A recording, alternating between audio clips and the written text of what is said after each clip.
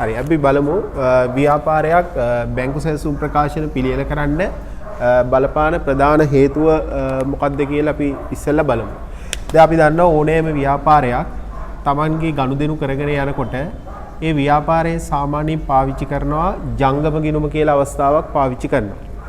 එතකොට මේ ජංගම ගිණුම කියලා කියන එකෙන් කියන්නේ ව්‍යාපාරයක් විසින් ලංකාව තුල පිහිටලා තියෙන ඕනෑම වාණිජ බැංකුවක ඕනෑම වාණිජ බැංකුවක් තුල Tamanda චෙක්පත් වලින් ගනුදෙනු කිරීම සඳහා අවස්ථාව ලබා ගැනීම සඳහා පිළියෙල කරන ගිණුම අපි ජංගම ගිණුමක් හැටියට සලකනවා.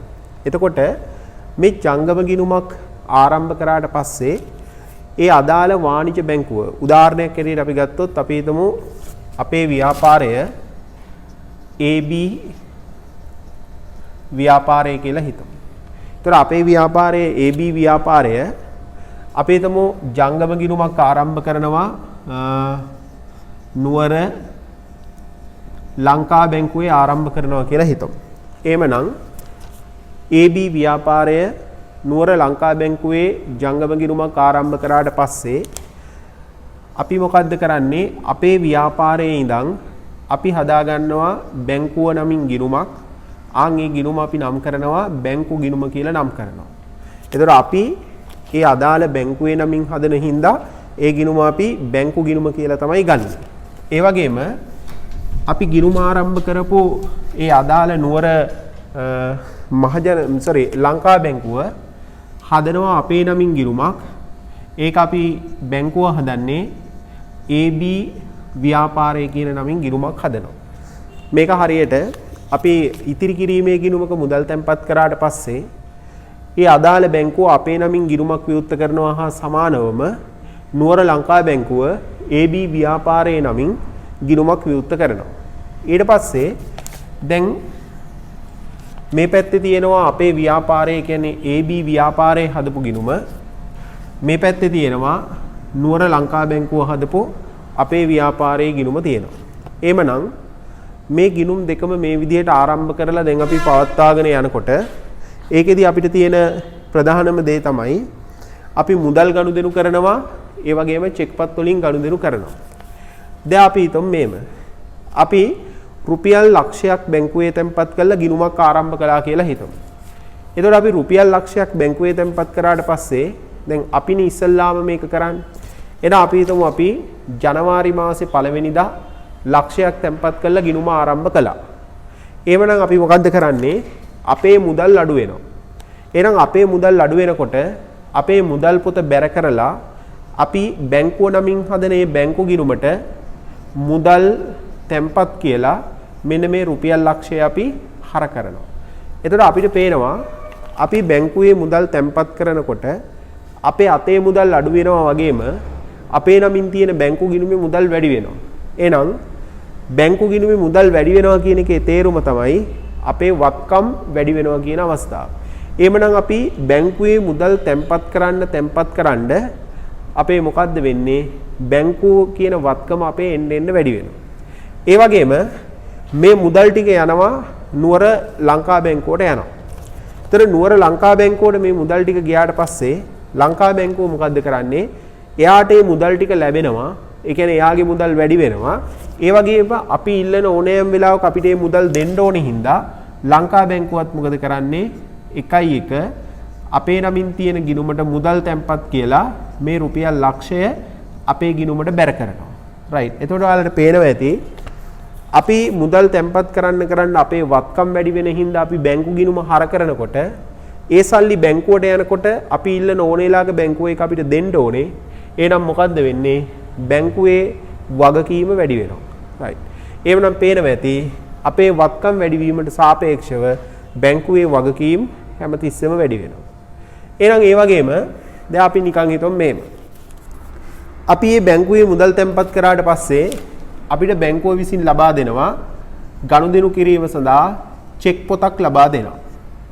එහෙනම් බැංකුව අපිට මේ චෙක් පොත දුන්නාට පස්සේ අපිට පුළුවන් ඒ චෙක් පත හරහා සියලු ගනුදෙනු අපිට කරගන්න පුළුවන්. දැන් අපි හිතමු උදාහරණයක් ඇටියට ජනවාරි මාසේ 3 වෙනිදා අපි නිමල් කියන පුද්ගලයාට රුපියල් 20000ක් චෙක් පතකින් ගෙව්වා කියලා හිතමු.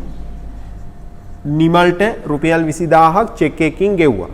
එහෙමනම් අපි දන්නවා චෙක් පොතක් ලැබුණාට පස්සේ ඒ චෙක් පොතේ මෙන්න මේ අර චුම්බක තීන්ත ආලේපිත ප්‍රදේශය, ඒ කියන්නේ චෙක් පතේ මෙන්න මේ කියන පහළ ප්‍රදේශය, චුම්බක තීන්ත ආලේපිත ප්‍රදේශය. එහෙනම් මෙන්න මෙතන උදාහරණයක් ඇරෙන්න අපි නිකන් හිතමු 114.501 right. ඒ කියන්නේ මොනවා හරි ඉලක්කම් 6කින් පළවෙනියටම මෙන්න මේ වගේ එකක් තියෙනවා. අන්න ඒක තමයි චෙක් පත් අංකය. එහෙනම් අපි හිතමු 114.501 කියන චෙක් එක අපි නිමල්ට නිකුත් කරා. එහෙමනම් අපි නිමල්ට චෙක් පත නිකුත් කරාට පස්සේ අපි දන්නවා අපේ ගිණුමේ මුදල් අඩු වෙනවා. එහෙනම් අපි මොකද්ද කරන්නේ? අපේ බැංකු ගිණුම ජනවාරි 3 නිමල් චෙක් පත් අංකය 114.501 ඔන්න නිමල්ට දීපු රුපියල් 20000 අපි මොකද්ද කරන්නේ? අපේ බැංකු ගිණුමට බැර කරනවා. එහෙනම් අපි නිමල්ට චෙක් පත දුන්නාට පස්සේ ඉස්සෙල්ලාම මේක නිමල්ට දුන්න බව දන්නේ අපි. ඒකින්ද අපි අපේ බැංකු ගිණුමට බැර කරනවා. බැර කරලා ඒ අදාළ පුද්ගලයා, ඒ කියන්නේ නිමල්, එයාට අපි ගෙවීමක් කරලා තියෙන්නේ. නිමල්ගේ ගිණුමට අපි ඒ 20000 හර කරනවා. එහෙනම් මේ සටහන තියන්නේ කොහෙද? අපේ ව්‍යාපාරයේ, කියන්නේ මේ උදාහරණේ නම් AB ව්‍යාපාරේ. දැන් බලන්න හොඳට. දැන් අපි නිමල්ට මේ චෙක් එක දුන්නාට පස්සේ නිමල්ට චෙක් එක දුන්නා කියලා අපි දැනගත්තට තාම නුවර ලංකා බැංකුව දන්නේ නැහැ. එහෙනම් දැන් අපි හිතමු ජනවාරි 3 වෙනිදා මේ නිමල් බැංකුවට ගියේ නෑ මේ චෙක් එක අරගෙන. right. අපි හැබැයි සටහන් කරලා තියෙනවා. හැබැයි තාම බැංකුව දන්නේ නෑ. ඒ වගේම අපි හිතමු ජනවාරි 4 ආද. ඔන්න ජනවාරි 4 උදේ නිමල් බැංකුවට යනවා මේ චෙක් එක අරගෙන. එහෙනම් අන්න දැන් බැංකුව දන්නවා අපි නිමල්ට චෙක් එකක් දීලා තියෙනවා. එහෙනම් බැංකුව මොකද්ද කරන්නේ? මේ චෙක් එක බාරගෙන නිමල්ට මුදල් ටික දෙනවා. එහෙනම් නිමල්ට බැංකුව මුදල් දෙනවා එක්කම බැංකුව දන්නවා දැන් මගේ ගිණුමේ AB ව්‍යාපාරයේ ගිණුමේ මේ තිබ්බ රුපියල් ලක්ෂයෙන් දැන් 20000ක් අඩු වෙන්න ඕනේ. එහෙනම් මොකද්ද කරන්නේ? ව්‍යාපාරයේ නිමල්ට සල්ලි දෙනකොට ව්‍යාපාරයේ මුදල් අඩු වෙන හින්දා බැංකුව එයාගේ මුදල් පොතට බැර කරලා ඒ 20000 අපේ ගිණුමෙන්, ඒ කියන්නේ AB ව්‍යාපාරයේ ගිණුමෙන් මෙන්න මේ 20000 හර කරනවා. ඒ කියන්නේ එයා දානවා ජනවාරි 4 චෙක් අංකය 114.501 කියලා එයා මේ සටහන දාලා තියෙනවා. right. එහෙනම් ඔයාලට පේනවා ඇති අපි චෙක්පත් නිකුත් කරලා ගනුදෙනු කරන්න අපේ ගිණුමේ මුදල් අඩු වෙන හින්දා අපේ වත්කම් අඩු වෙනවා. ඒකින්ද අපි මොකද්ද කරන්නේ? බැංකු ගිණුමට බැර කරනවා. ඒ වගේම ඒ සල්ලි බැංකුවට ඒ චෙක්පත් බැංකුවට යනකොට බැංකුව ඒ චෙක්පත් වලට ගෙවීම කරනවා. ඒ ගෙවීම කරනකොට අපේ ගිණුමෙන් තමයි මේ ගෙවීම කරන හින්දා අපේ ගිණුමේ සල්ලි අඩු වෙනවා. එහෙනම් බැංකුව ගෙවනකොට අපේ වත්කම් අඩු වෙන හින්දා අපි බැර කරනවා. බැංකුව එයාගේ වගකීම් අඩු වෙන හින්දා එයා හර කරනවා. එහෙනම් ඔයාලට පේනවා ඇති මෙතෙන්දී හැමතිස්සෙම ව්‍යාපාරයේ සහ බැංකුව ප්‍රතිවිරුද්ධ පැත්තට තමයි සටහන් තියන්නේ. right. එහෙනම් මේ විදියට ඔන්න සටහන් කරගෙන යනවා. right. එතකොට ඔයාලට පේනවා ඇති දැන් අපි මේ විදියට දිගින් දිගටම සටහන් කරගෙන යනකොට අපිට සාමාන්‍යයෙන් තියෙන දෙයක් තමයි ඕනෑම චෙක් පතක්, උදාහරණයක් ඇටියට මේ ජනවාරි 3 වෙනිදා නිමල්ට දීපු චෙක් එක. එහෙනම් ඕනෑම චෙක් පතක් නිකුත් කරාට පස්සේ ඒ චෙක් පතේ සඳහන් දින, උදාහරණයක් ඇටියට ගත්තොත් චෙක් පතේ සඳහන් දිනය අපි හිතමු 2020 ජනවාරි 3 කියලා අපි හිතමු. එහෙනම් මේ චෙක් එක නිකුත් කරපු දවසේ ඉඳන් නෙවෙයි චෙක් පතේ සඳහන් දිනේ ඉඳන් මේ චෙක් එකක් මාස 6ක් යනකම් වළංගුව පවතිනවා. එහෙනම් හොඳට මතක තියාගන්න චෙක් පතේ සඳහන් දින සිට මාස 6ක් දක්වා චෙක් පතක් බැංකුවට නොයවා ගනුදෙනු පියවීම සඳහා අතින් අත මාරු වෙන්න පුළුවන්. හැබැයි අනිවාර්යයෙන්ම මාස 6ක් ඇතුළත මේ චෙක් එක බැංකුවට යන්න ඕනේ. ඒ වගේම තමයි සමහර අවස්ථාවල අපි මේ චෙක් පතක මතු පිට සාමාන්‍යයෙන් මෙන්න මේ විදිහට සිරස් ආකාරයට, එහෙම නැත්නම් තිරස් ආකාරයට, එහෙමත් නැත්නම් ඇල ආකාරයට සමාන්තර ඉරි දෙකක් භාවිතා කරනවා. එහෙනම් චෙක් පතක තිරස් ආකාරය, සිරස් ආකාරය, ඇල ආකාරය මේ මොන ආකාරයෙන් හරි සමාන්තර ඉරි දෙකක් ඇඳලා තියෙනවා නම් මෙන්න මේකට අපි කියනවා චෙක් පත රේඛනය කරලා තියෙනවා කියලා කියනවා. එහෙනම් මෙතනින් බලාපොරොත්තු වෙන්නේ චෙක් පතකට ගනුදෙනු කිරීමේදී සාමාන්‍ය ආරක්ෂාවක් සැපීම තමයි මේකෙන් බලාපොරොත්තු වෙන්නේ. එහෙමනම් සමහර චෙක් පත්වල තියෙනවා මෙන්න මෙහෙම චෙක් පතේ මෙන්න මෙහෙම රේඛනය කරලා මෙතනින් තියෙනවා දින 30ක් පමණී කියලා තියෙනවා. එහෙනම් ඒ වගේ චෙක් එකක් මාස 6ක් වළංගු වෙන්නේ නැහැ. ඒ අදාළ දින 30 කවදා ඉඳන්ද දින 30 තීරණය වෙන්නේ චෙක් පතේ සඳහන් දින සිට. සමහර චෙක් පත්වල තියෙන්න පුළුවන් දින 60 කියලා. ඒවත් වුණොත් ඒත් මාස 6 වළංගු වෙන්නේ නැහැ. වළංගු වෙන්නේ චෙක් පතේ සඳහන් දින සිට දින 60ක් විතරයි. එහෙනම් අන්නේ කියන දින ඇතුළත චෙක් පත අනිවාර්යයෙන්ම බැංකුවට ඉදිරිපත් විය යුතුයි. රයිට්. ඊට පස්සේ අපි දැන් බලමු මේක. අපි හිතමු අපිට චෙක් එකක් ලැබෙනවා කියලා අපේ ගනුදෙනුකරුවෙක්ගෙන් අපිට චෙක් එකක් ලැබෙනවා කියලා හිතමු. රයිට්. මේ හිතන්න. ජනවාරි මාසේ 4 අපිට ගනුදෙනුකරුවෙක්ගෙන් ලාල්ගෙන් අපිට ලැබෙනවා චෙක් එකක් රුපියල් 17000ක චෙක් එකක් අපිට ලැබෙනවා කියලා හිතමු. ඔන්න ලාල්ගෙන් 17000ක චෙක් එකක් අපිට ලැබෙනවා. එතන මේ ලාල් ගනුදෙනු කරන්නේ අපි හිතමු අනුරාධපුර සම්පත් බැංකුවත් එක්ක තමයි එයා ගනුදෙනු කරන්නේ. එතකොට ඔන්න ලාල් අනුරාධපුර සම්පත් බැංකුවත් එක්ක තමයි ගනුදෙනු කරන්නේ. එතකොට එයා මොකද්ද කරේ? එයා අපිට දෙනවා චෙක් එකක් රුපියල් 17000ක ඔන්න ජනවාරි මාසේ 4. දැන් අපි හිතමු මෙහෙම. මේ චෙක් එක දැන් අපේ ව්‍යාපාරය කියන්නේ AB ව්‍යාපාරය මේ චෙක් එක ජනවාරි 4 හම්බ වුණා. අපි හිතමු ජනවාරි 5 බැංකුවේ දැම්මා. එහෙනම් අපි දන්නවා දැන් මේක බැංකුවේ දැම්මට පස්සේ අපේ බැංකු ගිණුමේ සල්ලි වැඩි වෙන්න ඕනේනේ. ආන් ඒක හින්දා අපි මොකද්ද කරන්නේ? ජනවාරි 5 චෙක් තැන්පතු කියලා මෙන්න මේ රුපියල් 17000 අපි බැංකු ගිණුමට හර කරනවා. රයිට්. එතකොට අපි බැංකු ගිණුමට හර කරලා තියෙනවා. ඒ කියන්නේ අපේ ගිණුමේ සල්ලි වැඩි වෙන්න ඕනේ. දැන් අපි මේ චෙක් එක බැංකුවට ගිහිල්ලා තැන්පත් කරනවා කොහෙද? නුවර ලංකා බැංකුවට. දැන් නුවර ලංකා බැංකුවට මේක තැන්පත් කරාට පස්සේ නුවර ලංකා බැංකුව අපි මුදල් තැන්පත් කරොත් ඒ වෙලාවෙම අපේ ගිණුමට බැර කරනවා. හැබැයි මේ චෙක් එක ඒ වෙලාවෙම බැර කරන්නේ නැහැ. එහෙනම් ඔන්න ජනවාරි 5 දාපු චෙක් එක. එහෙනම් බැංකුව ජනවාරි 5 බාර ගත්තා. අරගෙන ඔයාලා දන්නවා බැංකු සාමාන්‍යයෙන් 3 වෙනකොට වහන. සාමාන්‍ය දිනවල. ඒතකොට එහෙම වැව්වට පස්සේ එතනින් පස්සේ මේ කට්ටිය මොකද්ද කරන්නේ? මේ ගනුදෙනු පියවන්න ඕනේ. එහෙනම් මේ ගනුදෙනු පියවනවට මේ කට්ටිය මොකද්ද? මේ චෙක්පත් එහෙම වෙන් කරලා ගිණුම් වලට දාන්න ඕනේ. ඒකට අපි කියනවා චෙක්පත් නිෂ්කාශනය කරනවා කියලා කියනවා. එහෙමනම් ඒ චෙක්පත් නිෂ්කාශනය කරනකොට මේ කට්ටියට සාමාන්‍යයෙන් දවස් දෙකක් යන්න පුළුවන්. එහෙනම් වෙන්නේ කොහමද? අනුරාධපුර සම්පත් බැංකුවෙන් මේ මුදල් ටික නුවර ලංකා බැංකුව ට්‍රාන්ස්ෆර් කරගෙන මාරු කරගෙන මේ අපේ ගිණුමට දාන්න ඕනේ. එහෙනම් සමහර වෙලාවට ජනවාරි 5 අපි චෙක් එක තැන්පත් කරාට මෙයා බැංකුව ජනවාරි 5 අපිට මේක එකතු කරන්නේ නැහැ. එහෙනම් මෙයා සමහර වෙලාවට එක දිනයක් පහු වෙලා ඒ කියන්නේ ජනවාරි 6 ඔන්න බැංකුව චෙක් තැන්පතු කියලා අපේ ගිණුමට මේ මුදල් ටික බැර කරලා තියෙන්න පුළුවන්. එහෙනම් මතක තියාගන්න මුදල් තැන්පත් කිරීමක් සිදු කරොත් සිද්ධ කරපු අවස්ථාවේම බැංකුව ඒක අපේ ගිණුමට එකතු කරාට චෙක් පතක් එකතු කරන්නේ සාමාන්‍යයෙන් බොහෝ දුරට දවසක් විතර පහු වෙලා තමයි කරන්නේ. එතකොට අන්න එතෙන්දි මතක තියාගන්න චෙක් පතක් අපි තැන්පත් කරපු දිනයයි බැංකුව චෙක් පත අපේ ගිණුමට උපලබ්ධි කරපු දවසයි ඒ කියන්නේ තැන්පත් කරපු දවසයි අතර සාමාන්‍යයෙන් දිනයක දෙකක පරතරයක් තියෙන්න පුළුවන්. රයිට්. ඒ වගේම සමහර අවස්ථාවල මේව තියෙනවා.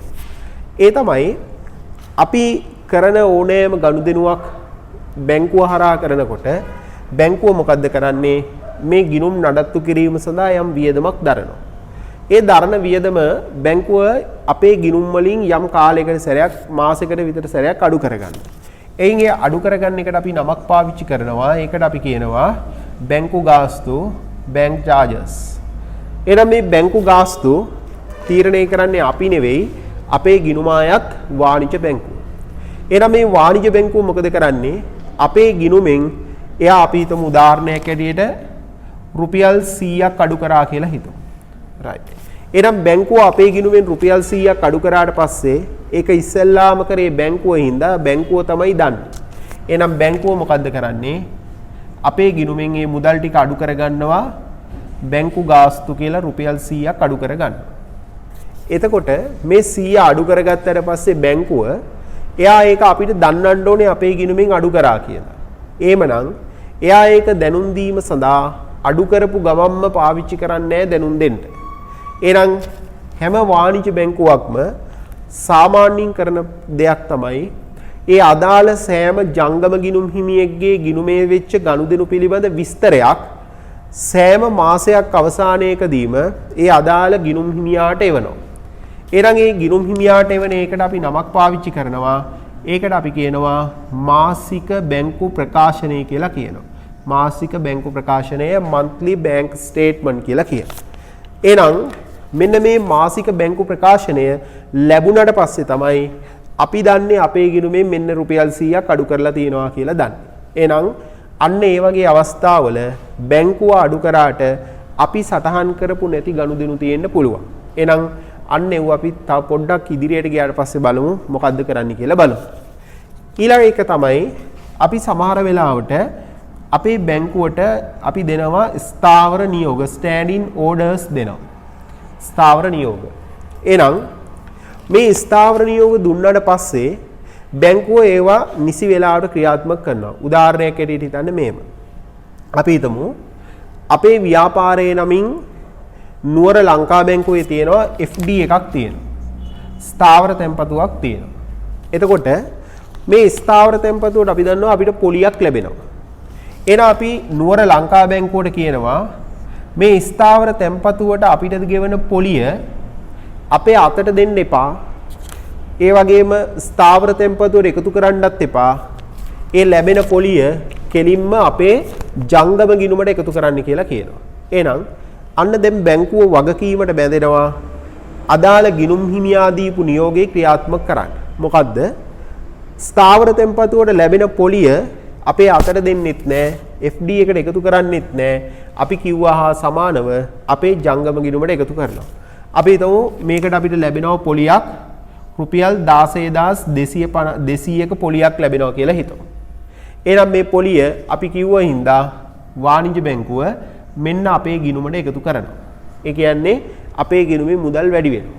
එහෙනම් බැංකුවට ඒක වගකීමක්නේ. ඒකින්ද බැංකුව මොකද කරේ? අපේ ගිණුමට බැර කරා. බැර කරලා මෙතනින් අපි හිතමු දිනේ 1.17 ස්ථාවර තැන්පතු පොලිය ඔන්න සටහන් කරලා තියෙනවා. දැන් ඔයාලා බලන්න හොඳට. බැංකුව සටහන් කරා හැබැයි අපි සටහන් කළා නැහැ. ඒ කියන්නේ අපි තාම දන්නේ නැහැ. එහෙනම් අපිට මේක දැනගන්නේ කොහොමද? මේක දැනගන්න පුළුවන් බැංකුව විසින් මාසික බැංකු ප්‍රකාශනය එව්වට පස්සේ.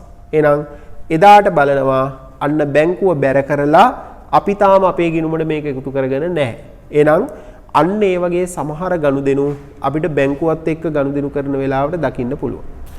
ඒ වගේම මේ ඇවිල්ලා අපි කතා කරේ ස්ථාවර නියෝග ආදායමක් ගැනනේ.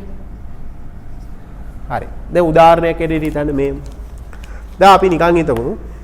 දැන් ඔයාලා මෙහි ආයතනයේට මුදල් බඳිනවනේ. එතකොට මේ ආයතනයේට මුදල් බැඳලා පස්සේ ඔයාලට පේනවා ඇති මේ ආයතනයේට බඳින මුදල් සමහර වෙලාවට ආයතනයේට ගෙනල්ලා බාර දෙනවා. එහෙම නැත්නම් ආයතනයේ නමින් බැංකුවට දානවා. right. එතකොට ආයතනයේ නමින් බැංකුවට දැම්මට පස්සේ මුදල් ටික බැංකුව බාර ගන්නවා. බාරගෙන බැංකුව එක තියාගන්නේ නැහනේ. බැංකුව මොකද්ද කරන්නේ? මේ NICD කියන ආයතනයේ ජංගම ගිණුමක් තියෙනවනේ බැංකුවේ. ආන්ගේ ගිණුමට එකතු කරලා තියෙනවා. ඒ කියන්නේ බැර කරලා තියෙනවා. එතකොට දැන් මේ ආයතනයේ දැනගන්න ඕනේ මේ සල්ලි දැම්මේ කවුද?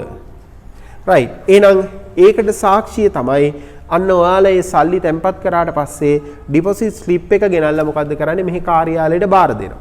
එහෙනම් බාර දුන්නට පස්සේ එයාලා ඒක තියාගෙන ඔයාලට දෙනවා රිසිට් එකක්. right.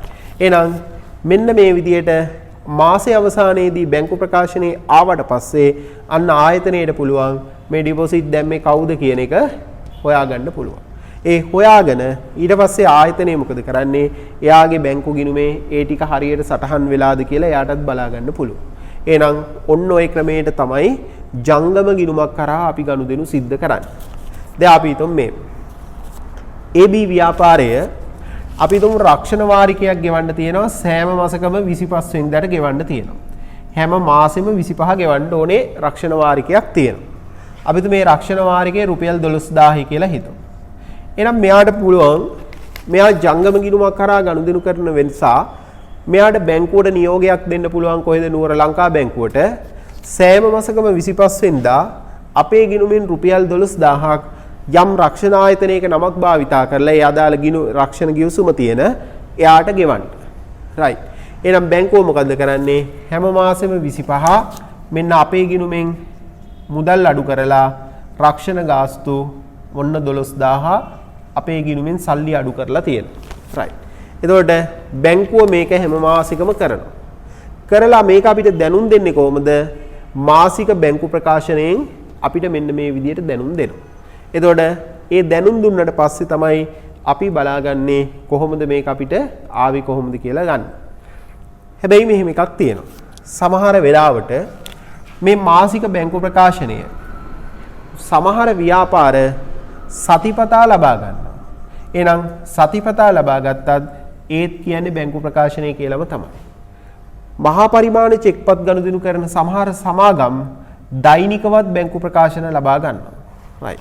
හැබැයි කොහොම ගත්තත් බැංකුව අවසානයේදී අපි ඉල්ලුවත් නැතත් මාසයේ අවසානයේදී බැංකු ප්‍රකාශනයක් එවනවා. එතකොට මාසයේ අවසානයේ වෙන බැංකු ප්‍රකාශනය අපි ඉල්ලන්න ඕනේ අනිවාර්යෙන් එවනවා. හැබැයි සතිපතා දෛනිකව ගන්නවා නම් අපි බැංකුවෙන් විශේෂ ඉල්ලීමක් කරොත් විතරයි එවන්නේ නැත්නම් එවන්නේ නැහැ. right. දැන් හිතන්න මේ. දැන් මේ වගේ අපි ගනුදෙනු කරගෙන යනකොට දැන් බැංකු ප්‍රකාශනයේ එනකම් ඉන්න එපයි මෙව දැනගන්න සමහර ගනුදෙනු මොකද වුනේ කියලා. එහෙනම් සමහර අවස්ථාවල අපිට පුළුවන් මෙන්න මේම දෙයක් කරන්න. බැංකුව මෙන්න මේ වගේ විශේෂ ගනුදෙනු සිද්ධ වෙනකොට දැන් මේක කියලා හිතන්නකෝ. මේ රක්ෂණ ගාස්තු. එහෙනම් බැංකුවට පුළුවන් මේක අඩු කරපු දවසේම අපිට දැනුම් දෙන්න පුළුවන්. එහෙනම් අඩු කරපු දවසේම මේක දැනුම් දෙනකොට බැංකුව මොකද්ද කරන්නේ? මෙන්න අපේ ගිණුමෙන් මෙන්න මේ මුදල අඩු කරා කියලා අපිට දැනුම් දෙන්න ඕනේ. එහෙනම් දැනුම් දෙනකොට එයා අපේ ගිණුමින් සල්ලි අඩු කරා කියලානේ දැනුම් දෙන්නේ. එහෙනම් අපේ ගිණුමින් සල්ලි අඩු කළා කියන්නේ මොකක්ද එයා කරලා තියෙන්නේ? හර කරලා තියෙන්නේ. එහෙනම් එයා අපිට එවන නිවේදනයක් ඒකට අපි කියනවා ඩෙබිට් නෝට් එකක් කියලා කියනවා. හර නිවේදනය කියලා කියනවා. එහෙනම් බැංකු ප්‍රකාශනයේ එනකන් ඉන්නේ නැතුව ඕනනම් අපිට මෙන්න මේ හර නිවේදනයෙන් ඒ අදාළ අඩු කිරීම සිද්ධ වුණා කියන එකත් දැනගන්න අවස්ථාවක් තියෙනවා. ඒ වගේම මෙන්න මේ වගේ විශේෂ ඔය බැංකු පොලියේ අපේ ගිණුමට එකතු වෙලා තිබ්බොත් ඒව බැරනේ වෙලා තියෙන්නේ. එහෙනම් ඒව අපිට ඒව කියලා දැනගන්න බැංකුව ඒව එකතු කරපු දවසේම එවනවා නම් නිවේදනයක්. ඒකට අපි කියනවා බැර නිවේදනය ක්‍රෙඩිට් නෝට් කියලා කියනවා. එහෙනම් ඒකක් ආවොත් අපිට පුළුවන් බැර නිවේදනයක් ආවොත් අපි බැංකු ගිණුමට හර කරගන්නවා. හර නිවේදනයක් ආවොත් අපි බැංකු ගිණුමට බැර කරගන්නවා. කියන්නේ බැංකුව දාපු එකේ ප්‍රතිවිරුද්ධ සටහන් දාන්න. එහෙනම් දැන් ඔයාලට පේනවා ඇති බැංකුවක් සහ ව්‍යාපාරයක් ජංගම ගිණුම් පාවිච්චි කරලා ගනුදෙනු කරනකොට මේ දෙක කොයි විදියටද සිද්ධ වෙන්නේ කියන එක ඔයාලට දැන් පැහැදිලි ඇති. දැන් අපි ඔයාලගේ ওই ටියුට් එක ගත්තොත් ওই ටියුට් එකේ බලන්න මම දීලා තියෙනවා බැංකු සැසුම් ප්‍රකාශන පිළියෙල කිරීම ටියුට් එකේ පිටු අංක 5. එහෙනම් ඒකේ අපි පොඩි අභ්‍යාසයක් දීලා තියෙනවා. අපි මේ අභ්‍යාසය පොඩ්ඩක් සම්පූර්ණ කරලා මේකේ ගනුදෙනු එතනින් එහාට සිද්ධ වෙන ආකාරය පිළිබඳව තව අවබෝධයක් අපි ලබා ගැනීම කරමු. right. ගන්න ඕකේ තියෙන පිටු අංක 5ට යන්න ඔක්කොමලා.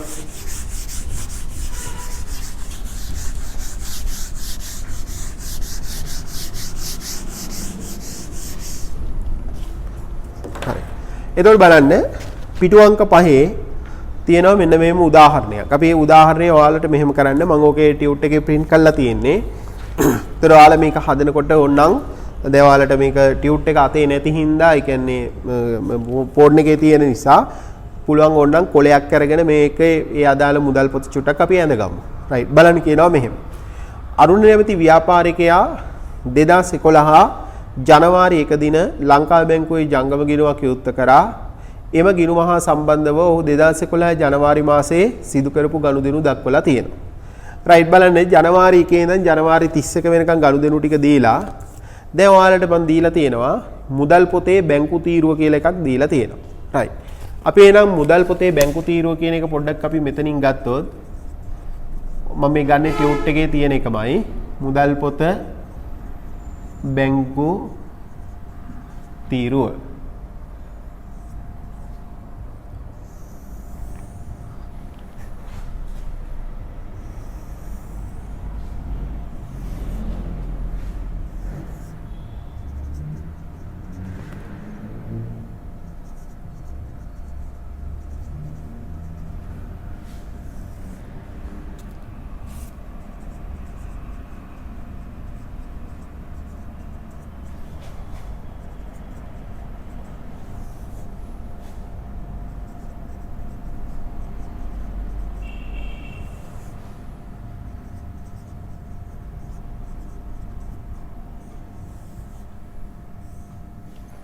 හරි. දැන් අපි මේ මුදල් පොත විතරක් අපි හදමු. මේ අභ්‍යාසයේ මුදල් පොත අපි පිළියෙල කරමු. රයිට්. බලන්න දැන් කියනවා මෙහෙම. ජනවාරි 1 ලක්ෂ 3ක් මුදල් තැන්පත් කර ගිණුම විවෘත කරා. එහෙනම් ලක්ෂ 3ක් අපි තැන්පත් කරානේ. එතකොට අපි මොකද්ද වෙන්නේ? අපේ මුදල් පොතේ බැර අපි හදනවානේ බැංකු ගිණුම. බැංකු ගිණුමට හර. ඒ කියන්නේ බැංකුවේ සල්ලි වැඩි වෙච්ච හින්දා. එහෙනම් අපි කියනවා මෙන්න ජනවාරි 11 ජනවාරි 1 විස්තරය මුදල් තැන්පතු ඔන්න බැංකුවේ රුපියල් ලක්ෂ 3ක් වැඩි වෙලා තියෙනවා. එතකොට මේ අපි අපේ ව්‍යාපාරයේ ඉඳන් අපි පිළියෙල කරන බැංකු ගිණුම තමයි මේ තියෙන්නේ. එතකොට අපි දන්නවා අපේ ව්‍යාපාරයේ බැංකු ගිණුම මේක. එන අපේ මුදල් පොතට බැර ලක්ෂ 3යි අපේ ගිණුම ඒ කියන්නේ අපි ව්‍යාපාරයේ ඉඳන් හදන බැංකු ගිණුමට හර ලක්ෂ 3යි. රයිට්. ඊළඟ එක ජනවාරි 2 බලන්න කියනවා ලී බඩු මිලදී ගැනීමට චෙක්පත් අංක 285.2.1 නිකුත් කළා 40000ක් කියලා කියනවා. අන්න අපි චෙක් එකක් නිකුත් කරලා 40000ක ලී බඩු ගත්තා. දැන් ඔයාලට පේනවා ඇති මේ ලක්ෂ 3ක් බැංකුවේ දාලා එතනින් අපි 40000ක චෙක් එකක් නිකුත් කළා තමයි ලී බඩු අරන් තියෙන්නේ. එහෙනම් අපේ බැංකුවේ තියෙන සල්ලි වලින් දැන් 40000ක් අඩු වෙන්න ඕනේ. එහෙනම් අපි මොනවද කරන්නේ? මෙන්න දිනේ ජනවාරි 2 විස්තරය මෙතනින් අපි ලියනවා ලී බඩු ඔන්න චෙක් අංකය අපි ඉස්සරහෙන් ලියා ගන්නවා 285.2.1 කියලා ලියලා බැංකු ගිණුමට බැර කරනවා රුපියල් 40000ක් බැර කරනවා. ඔන්න අපේ බැංකු ගිණුම 40000ක් බැර. එතකොට මේකේ හර සටහන අපි කොහෙද තියාගන්නේ? අපි ගත්තේ ලී බඩුනේ. ලී බඩු ගිණුම හර. එතකොට ඒක අපිට අවශ්‍ය නැහැ. අපි බැංකු ගිණුම විතරක් පුරුදු වෙමු. බලමු එහෙනම් ලී බඩු කියලා බැංකු ගිණුමට බැර කරා 40000ක් චෙක්පත නිකුත් කරලා ගත්ත එක. රයිට්. ඊළඟ එක. බලන්න ජනවාරි 4. අත්පිට බඩු ගැනීම වෙනුවෙන් චෙක්පත් අංක උතන 205 නෙවෙයි ඕක 285 කියලා හදාගන්න. චෙක්පත් අංක 285.2.2 නිකුත් කළා 50000. අන්න ව්‍යාපාරයේ බඩු තොගයක් අරන් තියෙනවා චෙක් එකක් දීලා රුපියල් 50000ක. එහෙනම් අපිට පේනවා බැංකුවේ තවත් 50000ක් සල්ලි අඩු වෙන්න ඕනේ. රයිට්. එහෙනම් ඒක අපි ගත්තොත් ජනවාරි 2 බඩු තොගයක් නේ ගත්තේ. එහෙනම් අපි ගැනුම් එහෙනම් චෙක් අංකය ලියනවා 285.2.2 වටිනාකම 50000යි. ඔන්න අපි 50000ක් අපේ බැංකු ගිණුමට බැර කරා. රයිට්. ඒතර බඩු ගත්ත හින්දා අපේ ගැනුම් ගිණුම 50000ක් හර. ඒක මෙතෙන්ට අදාළ නැහැ. අපි මම නිකන් කිව්වේ මට ඕනේ බැංකු ගිණුම විතරයි මෙතෙන්දී අවශ්‍ය. ඊළඟට බලන්න කියනවා ජනවාරි 4. ජනවාරි 2 නෙවෙයි මේක ජනවාරි 4 ඊළඟ ගනුදෙනුව.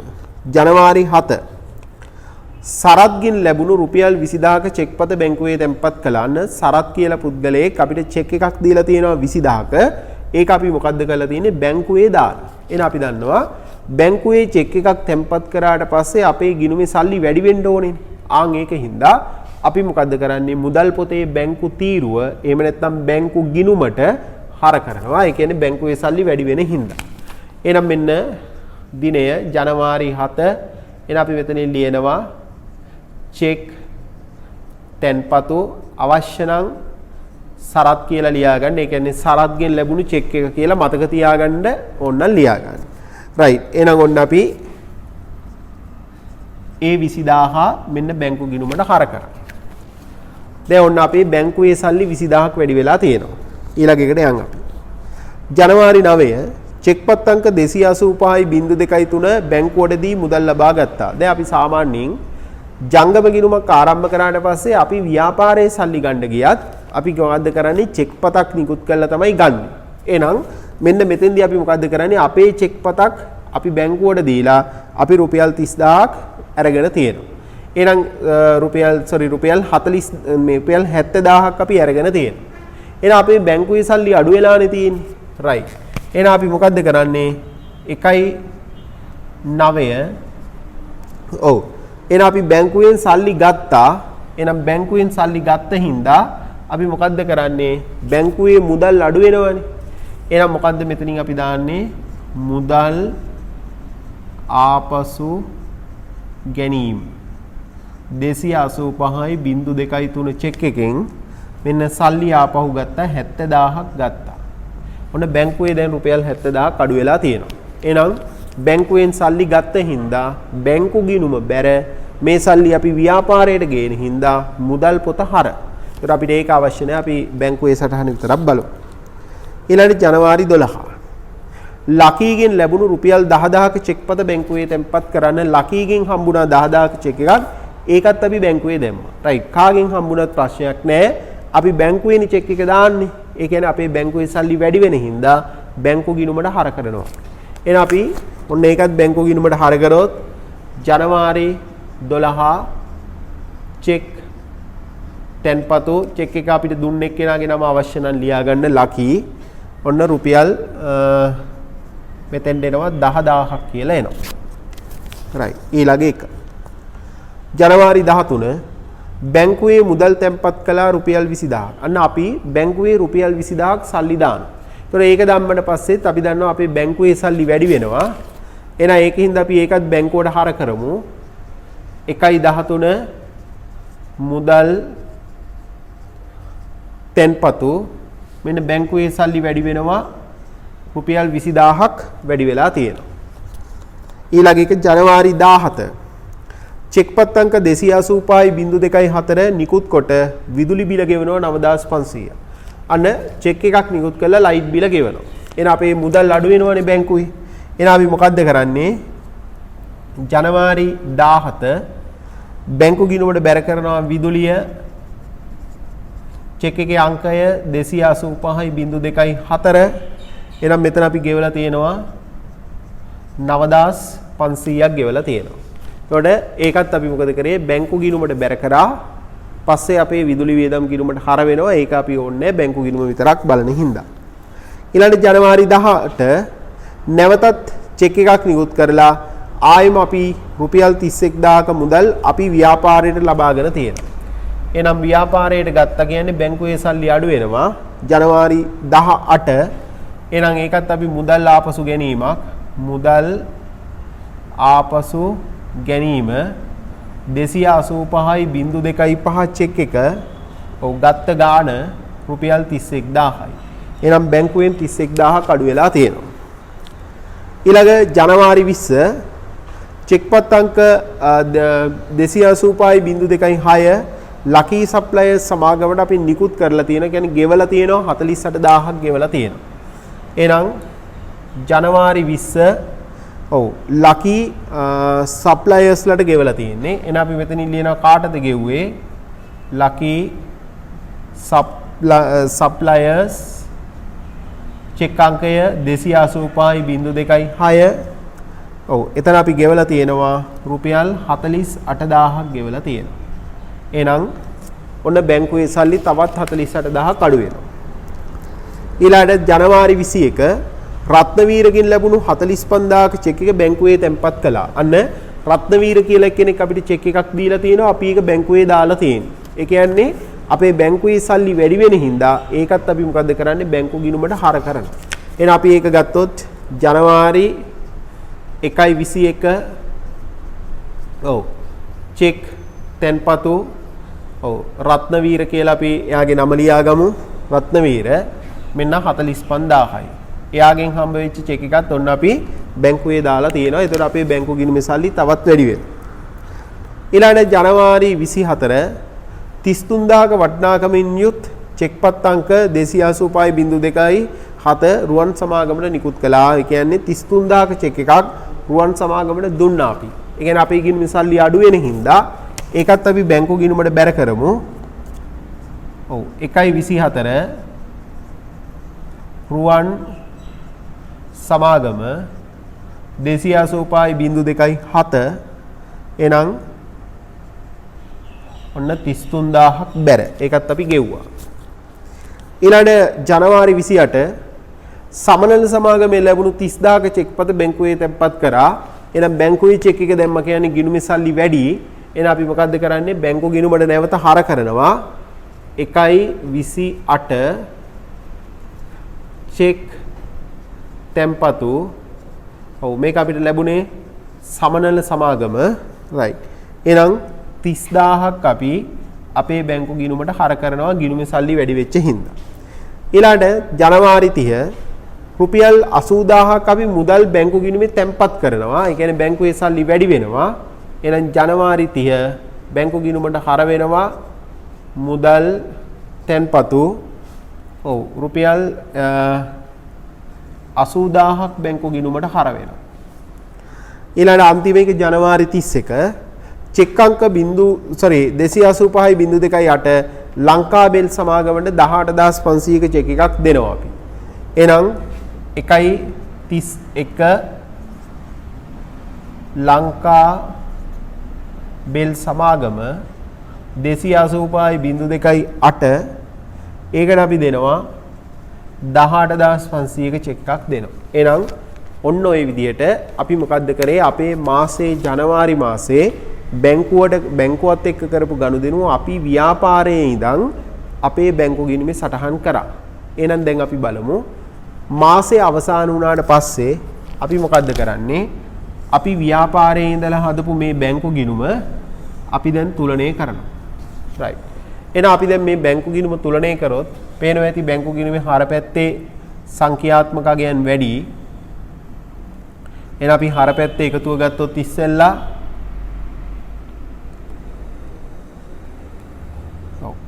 හර පැත්තේ එකතුව 5,50,000ක් එනවා. එහෙනම් අපි තුලනය කරමු බැර පැත්තේ 5,50,000 ගේනවා. රයිට්. බැර පැත්තේ තියෙන බැංකුවෙන් කරපු ගෙවීම් ටික අපි බලමු ගෙවීම් ටිකේ එකතුව කොච්චරක් එනවද කියලා.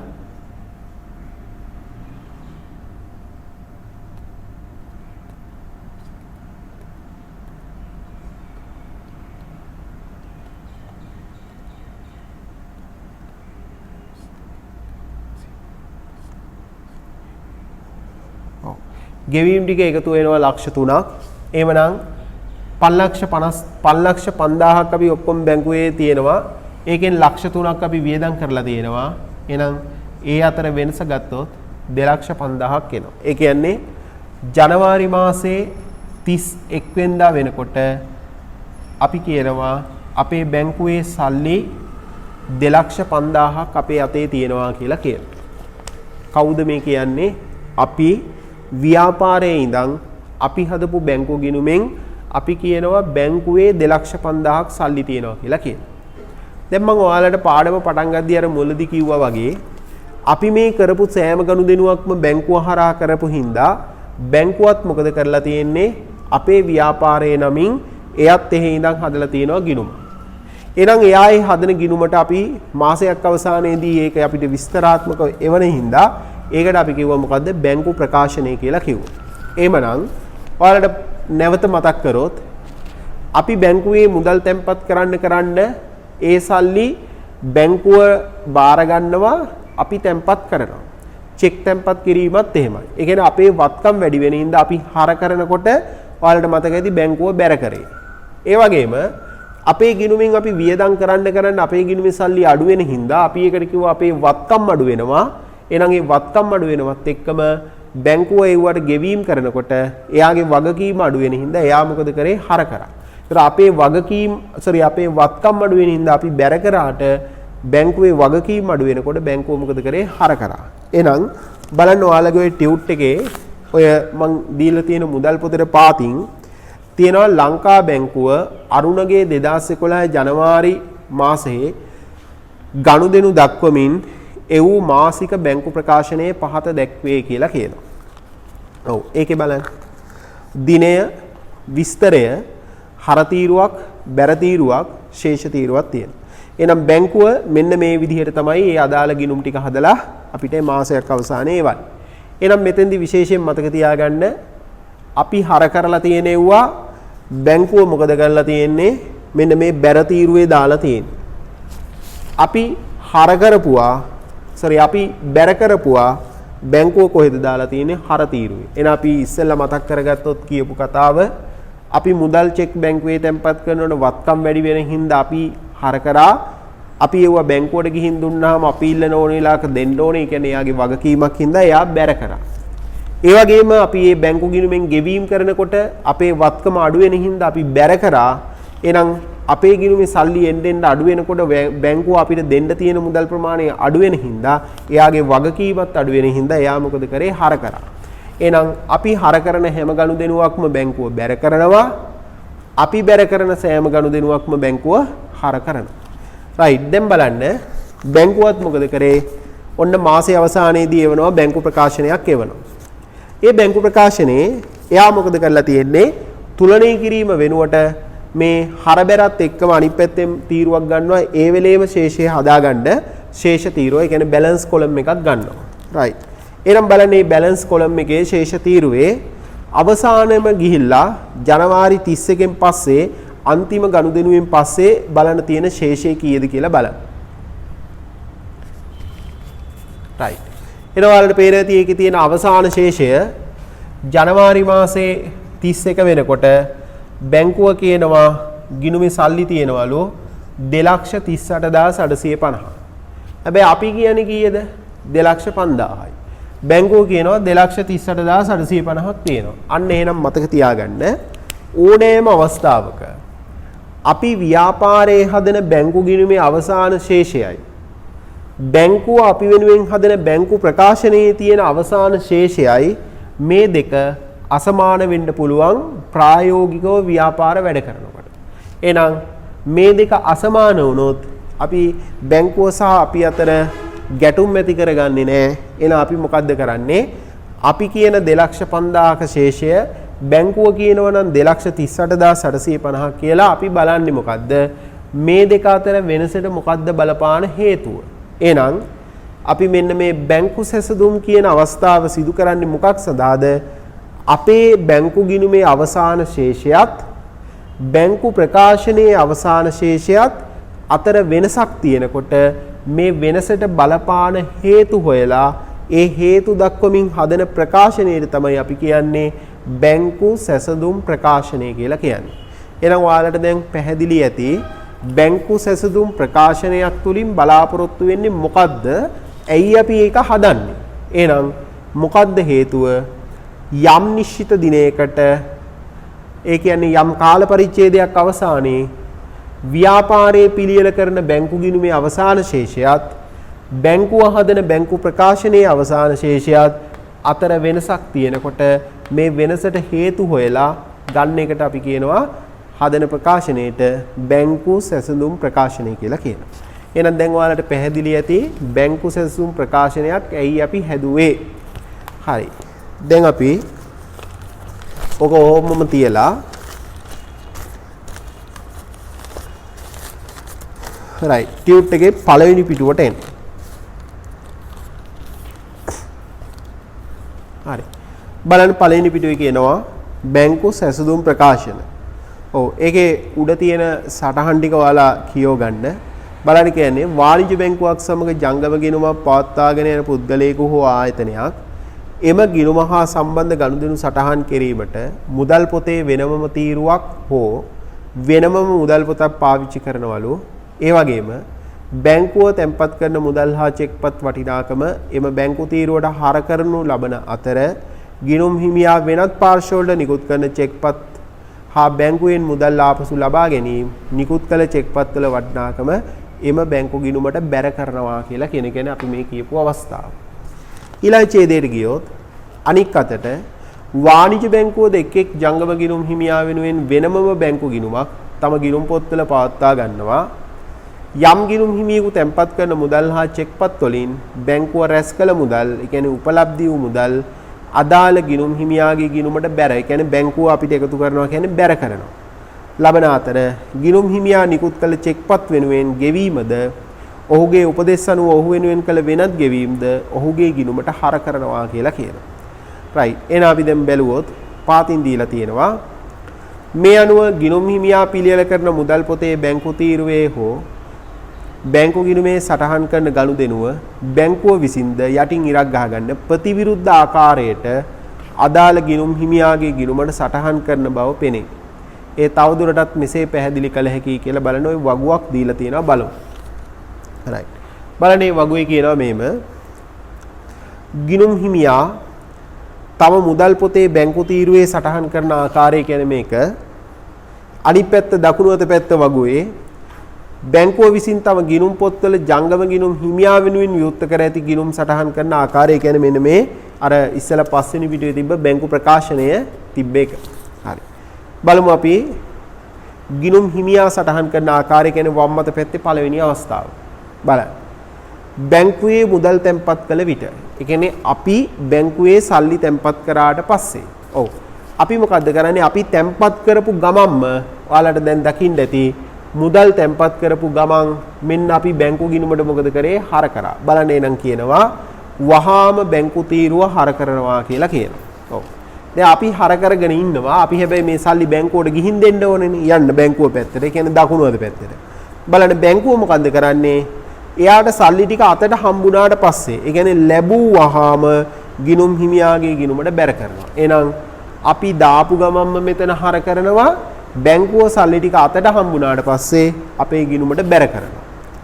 බලන්න දෙක ගිණුම් හිමියාගේ පැත්තේ දෙක වම් අත පැත්තේ දෙක. ඔව්. බාහිර පුද්ගලයන්ගෙන් ලැබුණු චෙක්පත් බැංකුවේ තැන්පත් කළ ඒ කියන්නේ අපිට වෙනත් කට්ටියකින් ලැබිච්ච චෙක් බැංකුවේ දානවා. උදාහරණයක් ඇරෙන්න දකින්න ඇති සරත් ලකී රත්නවීර සමනල සමාගම එක එක තැන් වලින් අපිට චෙක් හම්බෙලා තියෙනවා. රයිට්. බලන්න මොකද කරේ? ඔව් බැංකුවේ දාන්න යනකොටම අපි වහාම බැංකු තීරුව හර කරනවා. මෙන්න අපි වා බැංකු තීරුවට මේ හර කරලා තියෙනවා. ඔව් බැංකුව මොකද්ද කරන්නේ? දකුණු අත පැත්තේ බලන්න. එම චෙක්පත් උපලබ්ධි වූ පසු after realization ගිණුම් හිමියාගේ ගිණුමට බැර කරනවා. එහෙනම් මම අර ඉස්සෙල්ලා කිව්වේ අනුරාධපුර ලංකා බැංකුවේ චෙක් එකක් අපිට හම්බෙලා අපි බැංකුවේ දැම්මට පස්සේ බැංකුව මොකද කරේ? ඒ අදාළ බැංකුවේ මුදල් නුවර ලංකා බැංකුවට ට්‍රාන්ස්ෆර් කරගෙන තමයි ගිණුමට දාන්නේ. එහෙනම් අන්න මොකද්ද වෙලා තියෙන්නේ? චෙක්පත් වගේ දේවල් බැංකුව මොකද්ද කරන්නේ? මුදල් වෙච්ච ගමන් තමයි අපේ ගිණුමට බැර කරන්නේ. ඒකයි මම කිව්වේ චෙක් තැන්පතු වලදී අපි තැන්පත් කරන දිනය සහ බැංකුව අපිට එකතු කරන දිනය අතර යම් පොඩි පරාසයක් තියෙන්න පුළුවන් දින දෙකක තුනක. හරි. ඊළඟ එක බලන්න වම් අත පැත්තේ කියන්නේ ගිණුම් හිමියාගේ පැත්තේ තුන්වෙනි අවස්ථාව. බලන්න එතන කියනවා මෙහෙම. ගිණුම් හිමියා බාහිර පාර්ශවයන්ට තම චෙක්පත් නිකුත් කළ විට කියන්නේ අපි අපේ ගනුදෙනුකරුවන්ට චෙක්පත් නිකුත් කරා. බලන්න දැන් මෙතන අපි චෙක් නිකුත් කරගෙන ගියා. ඔව්. එහෙනම් අපි නිකුත් කරනකොට ඒ කියන්නේ ගෙවීම් කරපුවාම අපි දන්නවනේ ඒක දැන් ගෙව්වා කියලා. එහෙනම් ඒකින්ද අපි ඒක ගෙවපු ගමන්ම බැංකු ගිණුමට මොකද කරලා තියෙන්නේ? බැර කරලා තියෙනවා. බලන්න එහෙනම් වහාම බැංකු තීරුව උතන පොඩ්ඩක් හදාගන්න. ඔතන වැරදි print වෙලා තියෙන හර කියලා ඒක බැර කියලා හදාගන්න ඕනේ. එහෙනම් වහාම බැංකු තීරුව මොකද කරන්නේ? බැර කරනු ලැබේ. මෙන්න වහාම බැංකු තීරුව බැර කරනවා. ඔතන හර කියලා තියෙන එක හදාගන්න ඕනේ. බැර කරනු ලැබේ. හරි. දැන් අපි කඩේට චෙක් දුන්නා. දැන් මේ අභ්‍යාසය ගත්තොත් බලන්න අපි ලකී සප්ලයර්ස්ට චෙක් එකක් දීලා තියෙනවා. ඔව්. ඔන්න බැර කරා. දැන් ලකී සප්ලයර් මේක බැංකුවට අරන් ගියොත්නේ බැංකුව දන්නේ. එහෙනම් අන්න ඒකම දකුණු පැත්තේ. චෙක්පත් ලාභීන්, ඒ කියන්නේ ලකී සප්ලයර් වගේ කට්ටිය ඒවා බැංකුවෙන් මුදල් ලබා ගන්නා අවස්ථාවේදී ගිණුම් හිමියාගේ ගිණුමට හර කරනවා. එහෙනම් ඒ ලකී සප්ලයර් වගේ කට්ටිය බැංකුවට ගිහිල්ලා චෙක් එක දුන්නාට පස්සේ තමයි බැංකුව මොකද කරන්නේ? අපේ ගිණුමට හර කිරීම කරන්නේ. right. ඊළඟ එක බලන්න ගිණුම් හිමියාගේ කියන වම් අත පැත්තේ 4. ඔව්. ගිණුම් හිමියා චෙක්පත් නිකුත් කොට බැංකුවෙන් මුදල් ආපසු ලබාගත් විට මෙන්න ගිණුම් හිමියා ඔයාලට මතක ඇති ජනවාරි 18 ඒ වගේම ජනවාරි 9 ගිණුම් හිමියාම බැංකුවට ගෙන් චෙක් දීලා සල්ලි ගත්තා. ඔව් මොකද්ද වෙලා තියෙන්නේ? වහාම බැංකු තීරුව මෙන්න බැර කරලා තියෙනවා. එහෙනම් බැංකුවත් මොකද්ද කරන්නේ? වම් අත පැත්තේ දකුණු අත පැත්තේ ගෙව්වහම බැංකුව විසින් ගිණුම් හිමියාගේ ගිණුමට ඒක මොකද්ද කරන්නේ? හර කරනවා. රයිට්. වම් පැත්තේ පස්වෙනි එක. කියන්නේ ගිණුම් හිමියාගේ. බලන්න ගිණුම් හිමියාගේ උපදෙස් මත බැංකුව විසින් ස්ථාවර නියෝග යටතේ යම් ගෙවීමක් කළ විට අන්න ගිණුම් හිමියාගේ උපදෙස් මත බැංකුව ස්ථාවර නියෝග ගෙවීම කරන අර මම ඉස්සෙල්ලා කතා කරේ රක්ෂණ ගාස්තු ගෙවීම ඒ වගේ එව්වා. රයිට්. එහෙනම් බලන්න මොකද්ද කරන්නේ? බැංකුව එව්වා ගෙවනවා. ඔව්. ඔය එක්කම ඔයාලා ඒ කෙලින්ම දකුණු අත පැත්තට එන්න. ඒ කියන්නේ බැංකුව පැත්තට. ඔව්. මොකද්ද බලන්න බැංකුව කරන්නේ? බැංකුවනේ මේ ගනුදෙනුව කරන්නේ අපි ඕඩර් එක දුන්නාම බැංකුව කරනවා. එහෙනම් ගෙවුවාම කවුද බැංකුව? බැංකුව ගෙවුවාම ගිණුම් හිමියාගේ ගිණුමට හර කරනවා. එතකොට බැංකුව ඉස්සෙල්ලා මේක ගෙවලා ගිණුම් හිමියාගේ ගිණුමට හර කරනවා. දැන් වම් අත පැත්තේ පහට එන්න මොකද්ද වෙන්නේ බලන්න. එහෙනම් මේ වගේ වුණා මොකද්ද වෙන්නේ? බැංකුව විසින් මම අර ඉස්සෙල්ලා කිව්වා වගේ දැක්කද? හර නිවේදනයක් එවූ විට හෝ මාසික බැංකු වාර්තාව ලැබුණු විට අපි බැංකු තීරුවට බැර කර ගන්නවා. එතකන් අපි දාන්නේ නැහැ.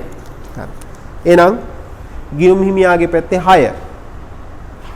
ගිණුම් හිමියා වෙනුවෙන් යම් මුදලක් බැංකුවට කෙලින්ම ලැබී ඇතනම් ඒ කියන්නේ බැංකුව අපේ ස්ථාවර නියෝග ආදායම් රැස් කරලා තියෙනවා. රයිට්. ඒකෙත් එන්න දකුණු අත පැත්තට බැංකුව පැත්තට. ඔව්. එහෙනම් මේ ආදායම රැස් කරපු එක ඉස්සල්ලාම දන්නේ කවුද? බැංකුවනේ. බැංකුව මොකද්ද කරන්නේ? ලැබුවාම බැංකුව විසින් ගිණුම් හිමියාගේ ගිණුමට බැර කරනවා. බැංකුවට හම්බ වෙච්ච ගමන්ම එයා ගිණුම් හිමියාගේ ගිණුමට බැර කරනවා. එහෙනම් ඕක බැංකුව අපිට කියලා එවන්න තියෙන ක්‍රම දෙකක්. එකක් මාසයේ අවසානයේ වෙනවා නම් මාසික බැංකු වාර්තාව ගනුදෙනුව වෙච්ච දිනේ මේ වෙනවා නම් ඔය ඊට ආසන්නයේදී වෙනවා නම් අපි ඒකට කියනවා බැර නිවේදනය. රයිට් බලන්න එහෙනම් වම් පැත්තේ 6 වෙනි අවස්ථාව. ඔව් බැංකුව විසින් බැර නිවේදනයක් එවූ විට හෝ මාසික වාර්තාව ලැබුණු විට බැංකු තීරුවට අපි හර කර ගන්නවා. එතකන් අපි හර කරන්නේ නැහැ. දැන් පැහැදිලිද? එහෙනම් මෙන්න මේ විදිහට තමයි මෙන්න මේ ගනුදෙනු අතර සිද්ධ වීම වෙන්නේ. right. දැන් ඔයාලට පැහැදිලි ඇති මෙන්න මේක. අපි හදන බැංකු ගිණුමේ අවසාන ශේෂයයි බැංකුව හදන මාසික බැංකු ප්‍රකාශනයේ අවසාන ශේෂය අතර වෙනසක් තියෙනවා. එහෙනම් මේ වෙනසට අපි හේතු හොයන්න ඕනේ.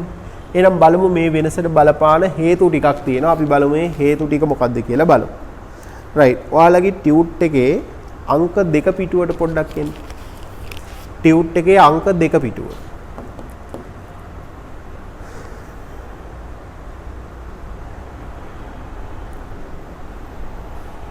හරි බලන්න එකේ ටියුට් එකේ අංක 2 පිටුවේ බලන්න ඡේදයක් තියෙනවා මෙන්න මෙහෙම මැදට එනකොට බලන්න මෙසේ යම් දිනකදී හොයාගත්තද බලන්න මෙසේ යම් දිනකදී මුදල් පොතේ බැංකු තීරුව අනුව ශේෂයත් හා බැංකුව එවනු ලැබූ බැංකු ප්‍රකාශනය අනුව ශේෂයත් එකිනෙකට වෙනස් වීමට පහත සඳහන් කරුණු එකක් හෝ කීපයක් හේතු වේ. කි බලන්නේ ඡේදයේ කියනවා මෙන්න මේ විදියට මාසයක් අවසානයේදී හදන බැංකු ගිණුමේ අවසාන ශේෂයත් බැංකුවේ වන බැංකු ප්‍රකාශනයේ අවසාන ශේෂයත් මේ දෙක අතර වෙනසක් තියෙන්න පුළුවන්. ඒ වෙනසට මොකද්ද බලපාන හේතු කියලා කියනවා. එහෙනම් අපිට හේතු කීපයක් තියෙනවා. අපි බලමු එකින් එක හේතු මොනවාද කියලා බලමු. right. පළවෙනි හේතුව. හොඳට තේරුම් ගන්න බලන්න පළවෙනි හේතුව යම් මාසයක් තුලදී ගිණුම් හිමියා විසින් බැංකු ජංගම ගිණුමේ තැන්පත් කළ සියලුම චෙක්පත් අදාළ මාසය තුලදී උපලබ්ධි නොවී තිබීම. right. උදාහරණයක් ඇරෙන්න හිතන්න මේම. දැන් අපි නිකන් හිතමු ජනවාරි මාසේ 30 අපි රුපියල් 45000ක චෙක් එකක් බැංකුවේ තැන්පත් කරා කියලා හිතන්න. ජනවාරි 30 45000ක චෙක් එකක් බැංකුවේ දැම්මා. මේ චෙක් එක ජනවාරි මාසේ 31 වෙනකොටත් බැංකුව අපේ ගිණුමට එකතු කරලා නැහැ. ඒ කියන්නේ බැංකුව මේ චෙක් එක තාම අපේ ජංගම ගිණුමට බැර කරලා නැහැ. හැබැයි අපි දන්නවනේ අපි තැම්පත් කරපු ගමම්ම අපි මොකද්ද කරන්නේ? අපි හදන බැංකු ගිණුම තියෙනවනේ. එහෙනම් අපි හදන බැංකු ගිණුමට අපි ඒක අනිවාර්යෙන් හර කර ගන්නවා. බැංකුව සටහන් කරේ නැති වුණාට. right. එහෙමනම් දැන් මේ චෙක් එක ජනවාරි 30 අපි තැන්පත් කරා. ජනවාරි 31ක් තාම බැංකුවට මේක ඇවිල්ලා නැහැ. ඔන්න ජනවාරි 31 මාසෙත් ඉවරයි. රයිට්. අපි හිතමු පෙබරවාරි 1 වෙනිදා තමයි මේ චෙක් එක අපිට බැංකුව එකතු කරලා තියෙන්නේ. ඒ කියන්නේ බැංකුව අපිට බැර කරලා තියෙන්නේ පෙබරවාරි 1. එහෙනම් අපි දන්නවා මාසේ ජනවාරි 31 අපි ගිණුම පියවනවනේ, අපිත් පියවනවා බැංකුවත් පියවනවා. එහෙනම් අපි කියනවා තැම්පත් කරා, හැබැයි බැංකුව කියනවා තාම නැහැ. හැබැයි බැංකුව කියනවා 2.1 කියනවා. රයිට්, දැන් ආවා. දැන් මේක තැම්පත් වෙලා. එහෙනම් ඔයාලට පේනවා ඇති එක දිනයක වෙනසක් මෙතන තියෙන්නේ. මොකද්ද? ජනවාරි 31 අපි ගිණුම පිළියෙල කරලා අවසන් කරා. හැබැයි පෙබරවාරි 1 වෙනිදා බැංකුවට චෙක් එක ආව සල්ලි වෙලා. හරි. එහෙනම් මෙන්න මෙව්වට අපි කියනවා තැම්පත් කළා. නමුත් මාසේ අවසාන වෙනකොට උපලබ්ධි වෙලා නැහැ. එහෙනම් මෙන්න මෙව්වට තමයි අපි කියන්නේ තැම්පත් කළ නමුත් උපලබ්ධි නොවූ චෙක්පත්. එතකොට මෙන්න මෙව්වා වෙනසට බලපාන හේතුවක් වෙනවා. මොකද්ද? අපි සටහන් කරගෙන තියෙනවා. හැබැයි බැංකුව තාම සටහන් කළා නැහැ. හැබැයි ඔයාලට පේනවා බැංකුව කවද්ද මේක සටහන් කරේ? පෙබරවාරි 1 වෙනිදා සටහන් කරා. හැබැයි ජනවාරි 31 ගිණුම් තුලනය කරපු හින්දා එදාට ගිණුම් වලට මේක ඇවිල්ලා නැහැ. එහෙනම් මේ දෙක වෙනසට හේතුවක් හැටියට ගන්නවා. එහෙනම් ආන් ඒක තමයි ඔය කියන්නේ තැම්පත් කළ නමුත් උපලබ්ධි නො වූ චෙක්පත් තිබීම කියලා කියනවා. උපලබ්ධි නො වූ චෙක්පත් තිබීම. ඔයාලගේ නිකන් මතක තියාගන්න. ඕකට තව විදිහකට අපි ගත්තොත් කියනවා නිෂ්කාශනය නො වූ තැම්පතු කියලා කියනවා. නිෂ්කාශනය නො වූ තැම්පතු. රයිට්. දෙක බලන්න කියනවා මෙහෙම. යම් මාසයක් තුලදී ගිණුම් හිමියා විසින් නොයෙකුත් පුද්ගලයන්ට නිකුත් කළ බලන්න. මෙන්න අපි එක එක පුද්ගලයන්ට නිකුත් කළා. නිකුත් කළ සියලු චෙක්පත් අදාළ මාසය තුලදී බැංකුවට ඉදිරිපත් කොට බැංකුවෙන් මුදල් ලබාගෙන නොතිබීම. ඔව්. ඒක සාමාන්‍ය ව්‍යාපාර ලෝකයේ නිරන්තරයෙන්ම වෙන දෙයක්. හිතන්න මෙහෙම. ලකී සප්ලයර්ස්ට ජනවාරි 20 අපි 48000ක චෙක් එකක් දුන්නා. එතකොට මේ ලකී සප්ලයර්ට 1.20 මේ අපි දීපු චෙක් එක ලකී සප්ලයර් සමහර වෙලාවට ජනවාරි 31 වෙනකොටත් බැංකුවට දීලා නැහැ. තාම එයා ළඟ තියෙනවා. හරි. අපි හිතමු එයා මේක පෙබරවාරි මාසේ 5 තමයි බැංකුවට දෙන්නේ. එහෙනම් බැංකුව එයාට සල්ලි ගෙවන්නේ කවද්ද? ජනවාරි 31 වෙනකොට ගෙවන්නේ නැහැ. හැබැයි පෙබරවාරි 5 බැංකුවට ගිහින් හින්දා ගෙවනවා. එහෙනම් අපි හැබැයි නිකුත් කරලා තියෙන්නේ තාම බැංකුවට ගිහින් නැහැ. එහෙනම් අන්න එව්වට තමයි අපි කියන්නේ මොකද්ද? නිකුත් කළ නමුත් ඉදිරිපත් නො වූ චෙක්පත් කියලා කියන. එහෙනම් අංක 2කින් කියන්නේ මොකද්ද? ගෙවීම සඳහා බැංකුවට ඉදිරිපත් නො වූ චෙක්පත්, එහෙම නැත්නම් ඉදිරිපත් නො වූ චෙක්පත් කියලාත් කියනවා. එතකොට ඒක වෙනසට හේතුවක්. තුන්වෙනි කාරණය.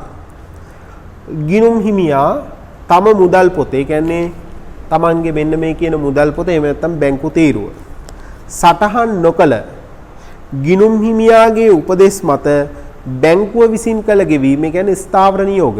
අන්න බැංකුව ගෙවලා තියෙනවා. හැබැයි ගිණුම් හිමියාගේ ගිණුමේ තාම සටහන් කරගෙන නැහැ. හැබැයි බැංකුව සටහන් කරලා තියෙනවා. එහෙනම් අන්න එව්වා. ඒවට අපි කියනවා ස්ථාවර නියෝග ගෙවීම.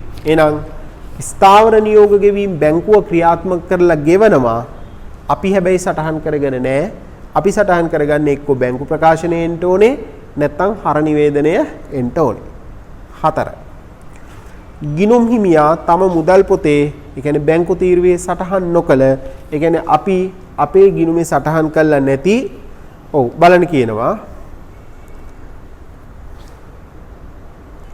බැංකුව විසින් අය කර ඇති බැංකු ගාස්තු රයිට් බැංකු අයිරාපොලි හෝ වෙනත් ගාස්තු ආදී. ඒ කියන්නේ බැංකුව අපි වෙනුවෙන් කරන සේවයට අපේ ගිණුමෙන් අය කරනවා යම් ගාස්තුවක්.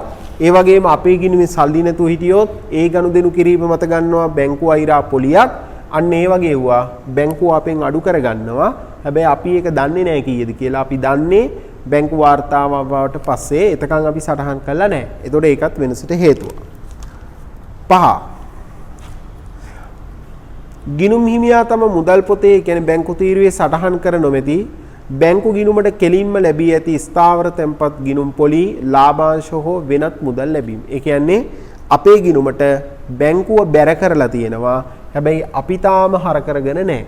ඒ කියන්නේ අපේ ගිණුමට රැස් වෙච්ච ආදායම් වගේ දේවල්. එහෙනම් එව්වත් අපි දැනගන්නේ බැංකු ප්‍රකාශනය ආවට පස්සේ එහෙම නැත්නම් බැර නිවේදනය ආවට පස්සේ. එතකන් අපි දන්නේ නැහැ. 6. ගිණුම් හිමියා තම මුදල් පොතේ ගැලපුම් කර නොමැති අගරු චෙක්පත්. එනවාලා දන්නවා අපි බැංකුවේ තැන්පත් කර චෙක් එකක් ඒක බාර ගන්න බෑ කියලා බැංකුව ආපහු එව්වොත් අපි ඒකට කියනවා අගරු චෙක්පතක්. එහෙනම් රිටර්න් චෙක් එකක් උදාහරණයක් ඇරෙන්න මේ අපි තැන්පත් කරලා තියෙන චෙක් බැංකුවට එව්වට පස්සේ බැංකුව බාර ගන්න බෑ කියලා එව්වොත් ඒවට අපි කියන්නේ අගරු චෙක්. ඒ කියන්නේ රිටර්න් චෙක්. එහෙනම් එව්වා අපි දන්නෙත් නෑ බැංකුව රිටර්න් කරලා එවනකන්. හැබැයි බැංකුව චෙක් එකක් රිටර්න් කරාට පස්සේ ඒක අපිට දැනුම් දීම සඳහා භාවිතා කරනවා ලියවිල්ලක්. ඒකට අපි කියනවා අගරු චෙක්පත් නිවේදනය කියලා කියනවා. අගරු චෙක්පත් නිවේදනය. එහෙම නැත්නම් රිටර්න් චෙක් නෝටිස් කියලා කියනවා. එහෙනම් අපි චෙක් එකක් අගරු වුණාට පස්සේ දැනගන්නේ එක්කෝ අගරු චෙක්පත් නිවේදනයෙන්ට ඕනේ. එහෙම නැත්නම් බැංකු ප්‍රකාශනයෙන්ට ඕනේ. එහෙනම් මේ දෙකෙන් එකක් ආවොත් තමයි අපි දන්නේ චෙක් එක අගරු වුණා කියන්න දන්නේ. එහෙනම් එදාට අපි සටහන් කරගන්නවා. එතකන් අපි සටහන් කරගන්නේ නැතුව ඉන්න. right 7. ගිණුම් හිමියා තම මුදල් පොතේ බැංකු තීරුව පිළියෙල කිරීමේදී ඒ කියන්නේ අපි යම් වැරදි සිදුවීම්. ඒ කියන්නේ අපි මේක හදනකොට එකතු කරලා වරදින්න පුළුවන්, හරබැර වරදින්න පුළුවන්, ආන් ඒ වගේ දේවල් වෙන්න පුළුවන්. 8. බැංකුව විසින් ගිණුම් හිමියාගේ ජංගම ගිණුමට අදාළව සිදු කර ඇති වැරදි. කියන්නේ බැංකුවටත් කලාතුරකින් සමහර වෙලාවට යම් යම් පොඩි පොඩි වැරදි වෙන්න පුළුවන්. එතකොට එහෙම වුණොත් මේ ශේෂ අතර වෙනසක් තියෙන්න පුළුවන්. එහෙනම් ඔන්න ඔය කියන කාරණා 8 හේතු කොටගෙන මේ බැංකු ගිණුමේ අවසාන ශේෂයත් බැංකු ප්‍රකාශනයේ අවසාන ශේෂයත් අතර වෙනසක් තියෙන්න පුළුවන්. එතකොට ආන් ඒ වෙනසට හේතු වෙන කරුණු 8ක් තියෙනවා. ඒ 8 ගැන තමයි අපි දැන් ඔය කතා කරේ. දැන් අපි බලමු මේ කියන අභ්‍යාසය ඔස්සේ අපි බලමු කොහොමද බැංකු සැලසුම් ප්‍රකාශනයක් හදන්නේ කොහොමද කියන එක අපි ඉස්සෙල්ලා බලමු. හරි ඔක්කොමලා ටියුට් එකේ නැවත ගන්න 5 වෙනි පිටුවට ගන්න.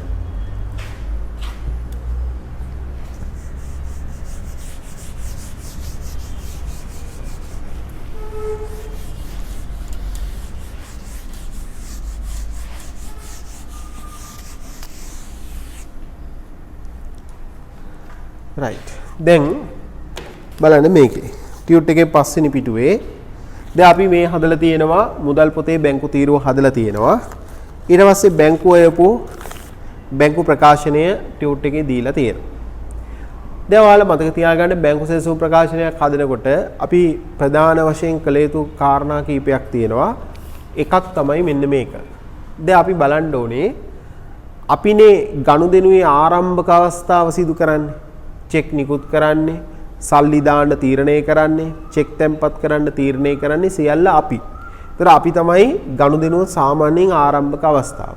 එහෙනම් අපි බැංකු සැලසුම් ප්‍රකාශන පිළියෙල කරනකොට ඉස්සල්ලාම ඔයාලා බලන්න අපි හදලා තියෙන බැංකු ගිණුමේ තියෙන අවසාන ශේෂය කීයක් තියෙනවද කියලා බලන්න. කීයද තියෙන්නේ 2,50,000යි. right. එහෙනම් දැන් බලන්න ඊට පස්සේ බැංකු ප්‍රකාශනයේ ශේෂ තීරුවට ගිහින් අන්තිමේටම තියෙන අවසාන ශේෂය කීයද කියලා බලන්න. කීයද තියෙන්නේ? 2,38,850යි. එහෙනම් පළවෙනි පියවර තමයි බැංකු ගිණුමේ අවසාන ශේෂයයි බැංකු ප්‍රකාශනයේ අවසාන ශේෂයයි බලන්න සමානද අසමානද කියලා බලන්න. සාමාන්‍යයෙන් නම් අසමානයි. හරිද? ඔන්න ඕක එතන තියෙනවා. හරිද? ගැටලුවක් තියෙනවද? බලන්න මේ සංඛ්‍යා දෙක හොඳට බලන්න. ඊළඟට අපි කරන්න ඕනේ ඊළඟ කාරණේ තමයි මෙන්න මේකේ අපි හැමතිස්සෙම ගනුදෙනු චෙක් කරගන්න ඕනේ. ඒ කියන්නේ දැන් මේ වෙනසට හේතු හොයා ගන්න ඕනේ. දැන් මේ දෙක වෙනස්නේ. එහෙනම් මේ දෙකට වෙනසට හේතු හොයනකොට අපි හැමතිස්සෙම හේතු හොයන්න පටන් ගන්න ඕනේ අපේ මුදල් පොතෙන්. ඒ කියන්නේ අපේ මුදල් පොතේ බැංකු තීරුවෙන් එහෙම නැත්නම් අපි හදන බැංකු ගිණුමේ ඉඳන් බැංකු ප්‍රකාශනය දිහා බලන්න. කොහොමද කරන්නේ? බැංකු ගිණුමේ ඉඳන් කවුරු දිහාද බලන්නේ? බැංකු ප්‍රකාශනය දිහා බලන්නේ. කිසිම වෙලාවක බැංකු ප්‍රකාශනයේ ඉඳන් බැංකු ගිණුම දිහා බලන්න එපා. ඒක වැරදි. බලන්න ඕනේ බැංකු ගිණුමේ ඉඳන් බැංකු ප්‍රකාශනයේ දිහා තමයි බලන්න ඕනේ. හරි බලමු එහෙනම් අපි වෙනසට හේතු හොයමු. එහෙනම් ඔයාලා දන්නවා අපි හර කරන ගනුදෙනු බැංකුව බැර කරනවා. අපි බැර කරන ගනුදෙනු බැංකුව හර කරනවා. right. එහෙනම් අපි දැන් බලමු කොහොමද හොයන්නේ. දැන් ඔයාලගේ එන්න බැංකු ගිණුමේ පළවෙනි ගනුදෙනුවට එන්න අපි හදපු බැංකු ගිණුමේ පළවෙනි ගනුදෙනුව. right. මොකද්ද තියෙන්නේ? මුදල් තැන්පතු ලක්ෂ 3ක් තියෙනවා. right. දැන් මේ මුදල් තැන්පතු ලක්ෂ 3 අපි මොකද්ද කරලා තියෙන්නේ? බැංකුවට හර කරලානේ. එහෙනම් මේක දැන් බැංකුව මොකද කරන්න ඕනේ? බැර කරන්න ඕනේනේ. හරි. එහෙනම් ඔයාලා බලන්න අපි හර කරලා තියෙන මේ ලක්ෂ 3 බැංකුවේ බැර තීරුවේ මේ ලක්ෂ 3 තියනවාද කියලා බලන්න. ඔව් ඔයාලට පේනවා ඇති ජනවාරි 1 මුදල් තැන්පත් කියලා උඩින්ම බැර තීරුවේ ලක්ෂ 3 තියෙනවා. ඒ කියන්නේ බැංකු ගිණුමෙත් තියෙනවා බැංකු ප්‍රකාශනයේත් තියෙනවා. පැහැදිලිද? එහෙනම් අපි මේ ගනුදෙනු එකක්වත් මග ඇරෙන්නේ නැති වෙන්න අපි මෙන්න මෙහෙම එකක් කරනවා. මේ සංඛ්‍යාව අවසාන ස්ථානයේ මෙන්න මේ වගේ පොඩි මාක් එකක් දාගන්නවා. එහෙනම් අපි මොකද්ද කරන්නේ? මෙන්න මේ ලක්ෂ 3 ඉවර වෙච්ච තැන මේ විදිහේ පොඩි මාක් එකක් දාගන්න. ඔය තමයි බැංකු සෙසුම් ප්‍රකාශන පිළියෙල කරනකොට අපි සාමාන්‍යයෙන් පාවිච්චි කරන සංකේතය. හරි. එහෙනම් මෙතනින් අපි මේ ලක්ෂ 3 දාගත්තා. දැන් බැංකු ප්‍රකාශනයට ගිහින් මෙන්න මේ බැංකු ප්‍රකාශනයේ මෙන්න මේ බැර කියලා තීරුවේ තියෙනවනේ ওই ලක්ෂ 3. ආන් එතන ඒ ලක්ෂ 3 මෙහෙම තියෙනවා කියලා හිතන්න. ආන් ඒක ඉවර වෙච්ච තැනිනුත් මෙහෙම එකක් දාන්න. එතකොට ඔයාලට පේනවා ඇති බැංකු ගිණුමෙත් ඒ සංකේතය වැටලා තියෙනවා. බැංකු ප්‍රකාශනයේත් ඒ සංකේතය වැටලා තියෙනවා. එතකොට මේ සංකේතය දාන්න හේතුව අපේ අතින් ගනුදෙනු මග ඇරෙන්නේ නැතුව පවත්වාගෙන යන්න තමයි අපි මේක කරන්නේ. හරි. එනවා ඔයාලට පේනවා දැන් තැන් දෙකේම මේක දාලා තියෙනවා. ඒ කියන්නේ මේක තැන් දෙකේම තියෙනවා. එතකොට මේක වෙනසට හේතුවක් නෙවෙයි. right. ඊළඟ එක. ඊළඟ බලන්නේ ජනවාරි 7. අපි චෙක් එකක් තැන්පත් කරලා තියෙනවා 20000ක. බලන්න බැංකු ප්‍රකාශනයේ චෙක් එක තියෙනවද කියලා චෙක් උපලබ්ධි වීම එහෙම නැත්නම් චෙක් නිෂ්කාශනය එහෙම නැත්නම් චෙක් තැන්පතු. බලන්න ඕක තියෙනවද කියලා. ඔව්. ජනවාරි 7 අපි දාලා තියෙන චෙක් එක. ඔව් බලන්න ජනවාරි 10 20000 තිබ්බට බෑ දිනෙත් බලන්න. ජනවාරි 10 අන්න තියෙනවා චෙක් උපලබ්ධි වීම කියලා 20000 තියෙනවා. right. එහෙනම් දැන් අපි මොකද්ද කරන්නේ? ජනවාරි 7 බැංකු ගිණුමේ 20000 ළඟින් ඒ මාක් එක දාන්න. දාලා බැංකු ප්‍රකාශනයේ බැර තීරුවේ 20000 තියෙනවනේ. ආන් එතනිනුත් යටින් ඒ මාක් එක දාන්න. හරි. දැන් ඒකත් ඔයාලට පේනවා දැන් දෙකේම මේක තියෙනවා. ඒ කියන්නේ වෙනසට හේතුවක් නෙවෙයි.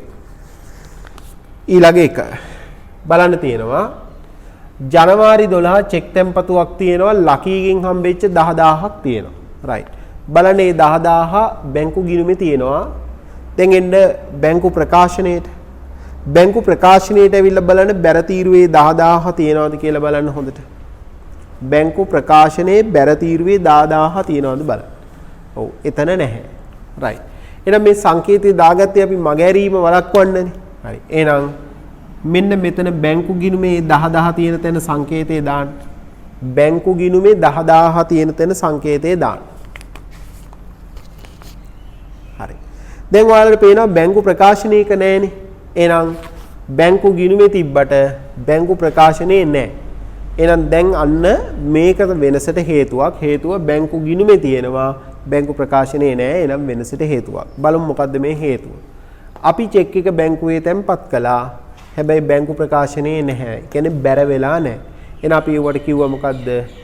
උපලබ්ධි නො වූ තැන්පතු එහෙම නැත්නම් නිෂ්කාශනයේ නො වූ තැන්පතු. එහෙනම් අපි දැන් මෙවුවා නෝට් කරලා තියාගන්න ඕනේ අපේ බැංකු සැසුම හදන්න.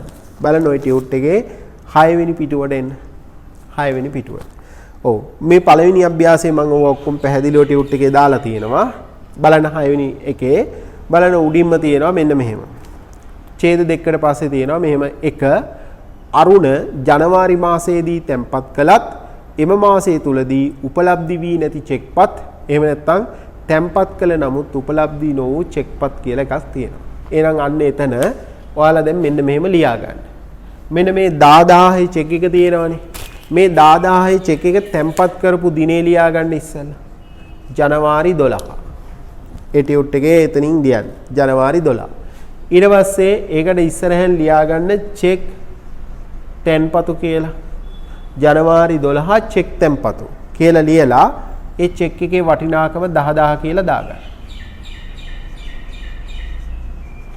උපලබ්ධි නො වූ තැන්පතු. ඔන්න පළවෙනි හේතුව උපලබ්ධි නො වූ තැන්පතු. අපි ඒතොර ලියාගන්නේ මොකද්ද? චෙක් එක තැන්පත් කරපු දිනය, චෙක් තැන්පතු, චෙක් එකේ වටිනාකම. right. එහෙනම් මෙතන සංකේතයේ බැංකු ගිණුමේ වැටුණට බැංකු ප්‍රකාශනයේ වැටුන්නේ නැහැ. ඇයි ඒකෙන් නැති හින්දා. එහෙනම් වෙනසට හේතුවක් මෙන්න අපි ඒක ලියලා තියාගත්තා. right. ඊළඟට ආයෙම එන්න බැංකු ගිණුමට. right. බැංකු ගිණුමේ ඊට පස්සේ බලන්න ජනවාරි 13 මුදල් තැන්පතුවක් තියෙනවා 20000ක. ජනවාරි 13 මුදල් තැන්පතුව 20000යි. බලන්න බැංකු ප්‍රකාශනයේ ඒක ඇවිල්ලාද කියලා. ඔව්. බලන්න මම අර කිව්වේ මුදල් තැන්පත් කරාම බොහෝ විට ඒ දවසේම එනවා. එහෙනම් මෙන්න 20000 මෙතනක් තියෙනවා. right. බැංකු ප්‍රකාශනයේ බලන්න ඔයාලගේ 20000 තියෙනවා. එතනත් ඒ 20000ට ඒ සංකේතය දාන්න. ඒතකොට මේක අවස්ථා දෙකේම තියෙන හින්දා මේක වෙනසට හේතුවක් නෙවෙයි. ඊළඟ එක. ඔව්. ඊළඟට තියෙනවා ජනවාරි 21 චෙක් තැන්පතුවක් තියෙනවා 45000ක රත්නවීරගේ. බලන්න අපි බැංකු ගිණුමේ දාලා තියෙනවා. මෙන්න මේ 45000 බැංකු ගිණුමේ තියෙනවා. බලන්න ඔයාලගේ බැංකු ප්‍රකාශනයක තියෙනවද කියලා. ඔව්. බැංකු ප්‍රකාශනයේ තියෙනවා ජනවාරි 23 චෙක්පත් උපලබ්ධි වීම කියලා 45000. එහෙනම් මෙතනත් සංකේතය දැම්මා. ඒ බැංකු ප්‍රකාශනයේ 45000 තැනිනුත් සංකේතය දාන්න. එතකොට ඔන්න බැංකු ප්‍රකාශනයේත් ඒක තියෙනවා. ඒ කියන්නේ වෙනසට හේතුවක් නෙවෙයි. ඊළඟ එක. right.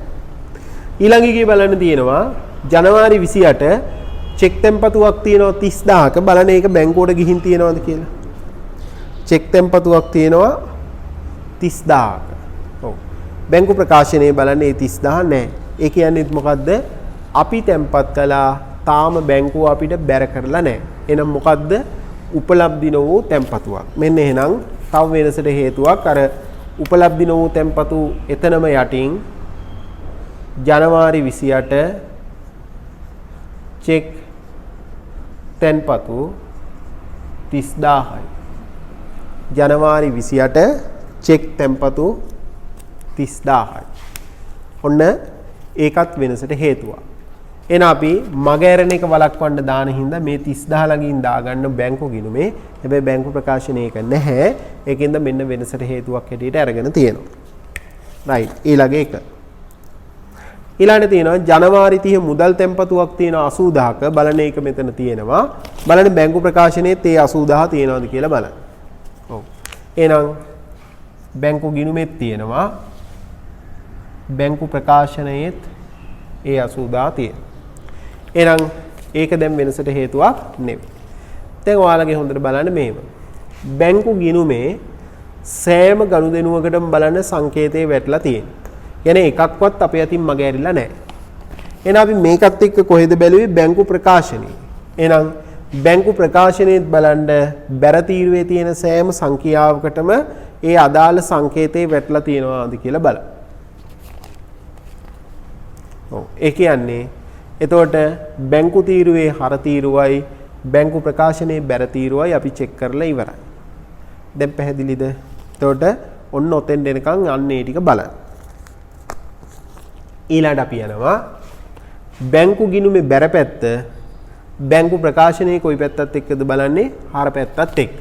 දැන් ඔක්කොමලා එන්න බැංකු ගිණුමේ බැර පැත්තට එන්න. අපි හදපු බැංකු ගිණුමේ බැර පැත්තට. right. බැංකු ගිණුමේ බැර පැත්ත දිහා පොඩ්ඩක් හොඳට බලන්න. මෙන්න මේවා හොඳට මතක තියාගන්න. අපි චෙක් නිකුත් කරනකොට බලන්න අපි චෙක් පොතේ කොල කඩන්නේ හුඟක් වෙලාට එකින් එක ඉවර වෙන ගානනේ. එතකොට ඒකින්ද බලන්න මේ 1 2 3 4 5 6 7 8 පිළිවෙලට යනවා. එහෙනම් චෙක්පත් නිකුත් වෙනකොට හැමතිස්සෙම බලන්න මෙන්න මේ ඕඩර් එක චෙක් වල තියෙන්න ඕනේ. හැබැයි බැංකුවට මෙවුවා යනකොට මේ ඕඩර් එක තියෙන්නේ නැහැ. හේතුව එක එක පුද්ගලයා එක එක දවසට බැංකුවට යන්නේ. ඒකින්ද මේ ඕඩර් එක බැංකු ප්‍රකාශනයේ එන්නේ නැහැ. හැබැයි බැංකු ගිණුමේ මේ ඕඩර් එක තියෙන්න ඕනේ. හරි. එහෙනම් අපි දැන් බලමු මෙහෙම. බැංකු ගිණුම බැර තීරුව බැංකු ප්‍රකාශනයේ හරත් එක්කනේ බලන්නේ. හරි.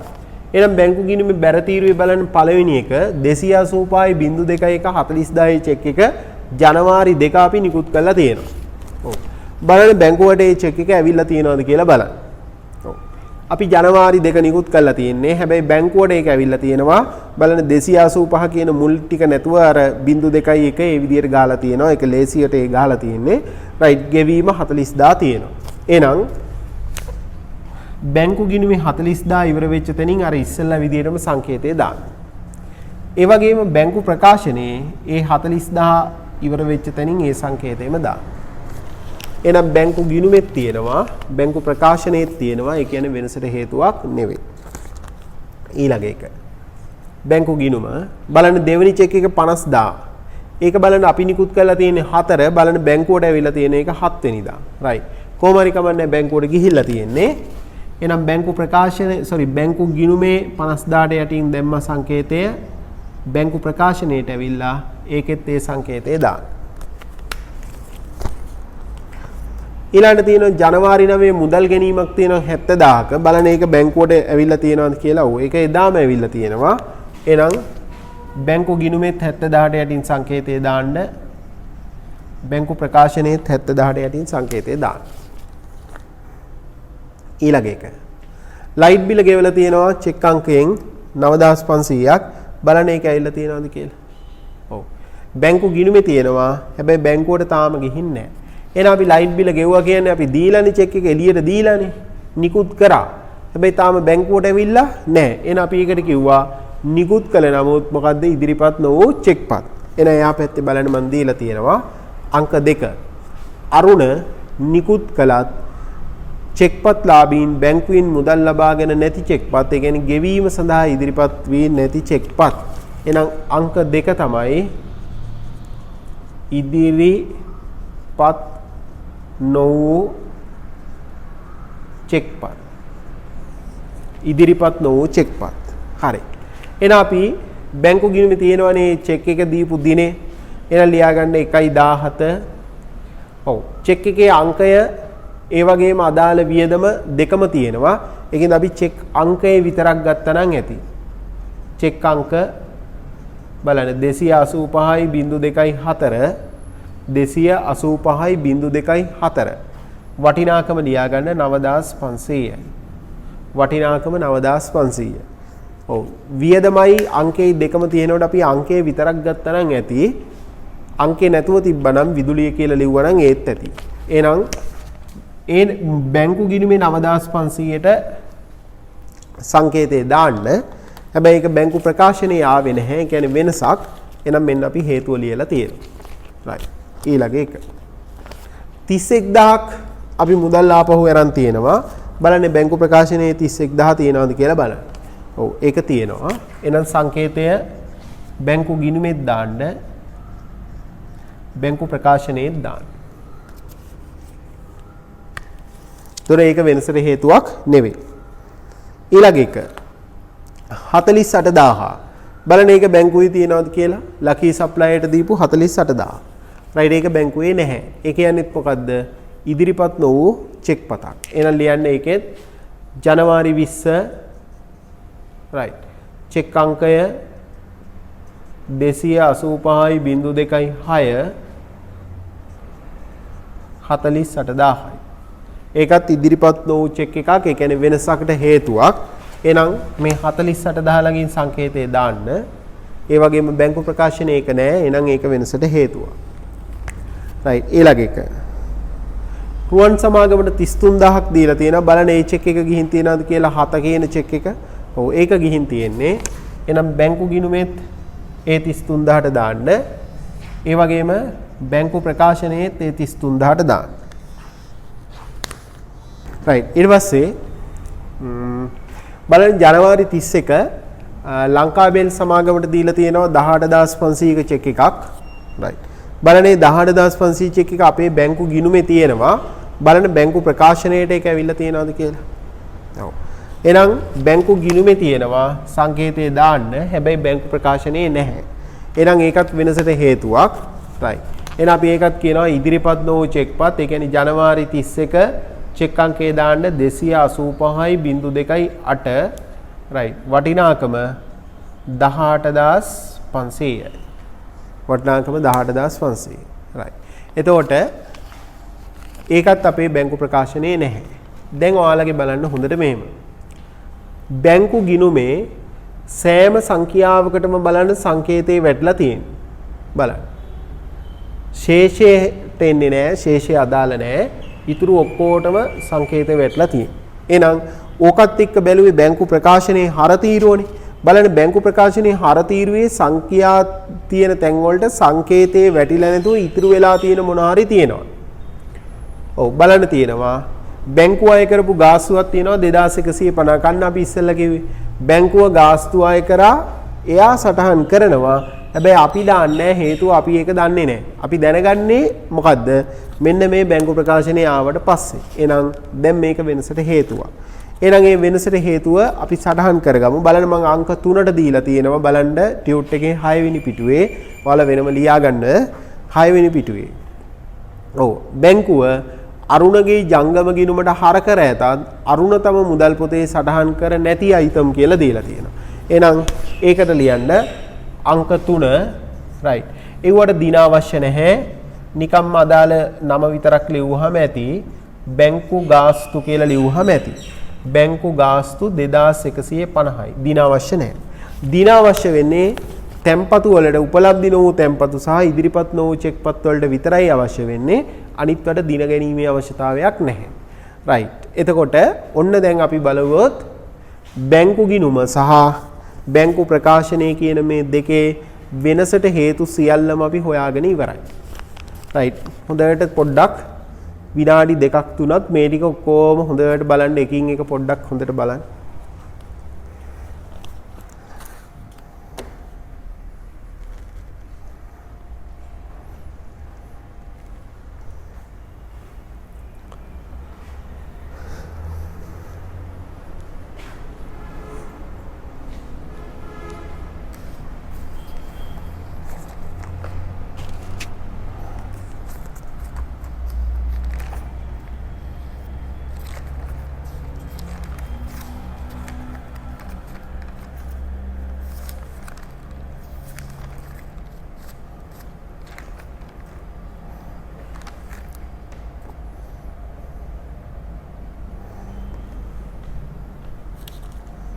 හරි.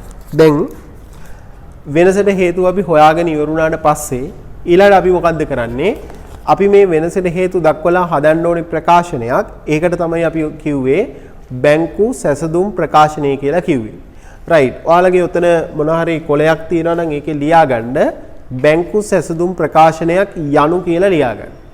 බැංකු සැසඳුම් ප්‍රකාශනයක් යනු.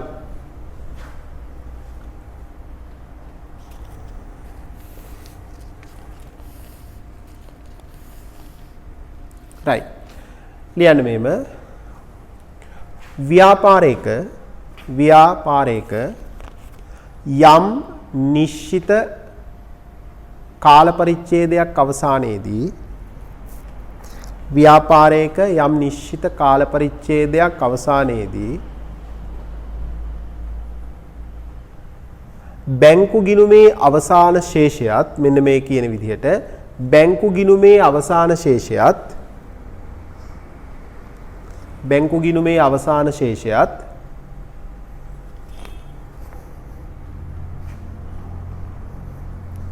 එදිනට බැංකු ප්‍රකාශනයේ අවසාන ශේෂයත් එදිනට බැංකු ප්‍රකාශනයේ අවසාන ශේෂයත් බැංකු ප්‍රකාශනයේ අවසාන ශේෂයත් අතර වෙනසක් ඇති විට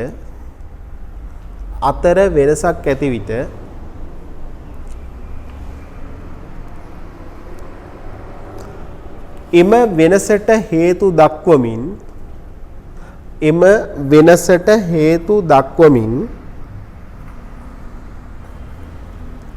වෙනසට හේතු දක්වමින්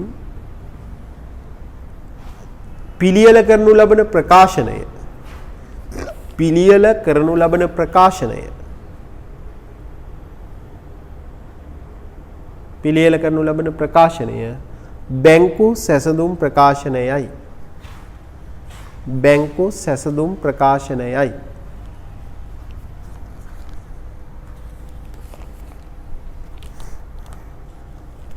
හරි. දැන් ওই ටියුට් එකේම 6 වෙනි පිටුවේ මම බැංකු සැසඳුම් ප්‍රකාශනය බලන්න මම දීලා තියෙනවා ආකෘතිය දීලා තියෙනවා දැනට පළවෙනි උදාහරණයේ හින්දා දීලා තියෙනවා. දැන් අපි බලමු මේ උදාහරණේ භාවිතා කරලා කොහොමද අපි බැංකු සැසඳුම් ප්‍රකාශනය නිර්මාණය කරන්නේ පිළියෙල කරන්නේ කොහොමද කියලා බලමු. right.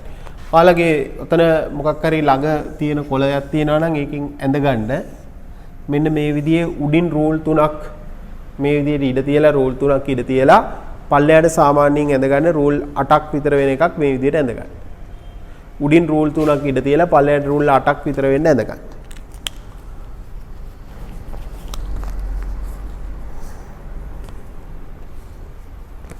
right. උඩම දෙන අපි ලිව්වොත් අපි මේ ගත්තේ අරුණ ව්‍යාපාරය right. එන උඩින්ම ලියන්න අරුණ ව්‍යාපාරය අරුණ ව්‍යාපාරය 2011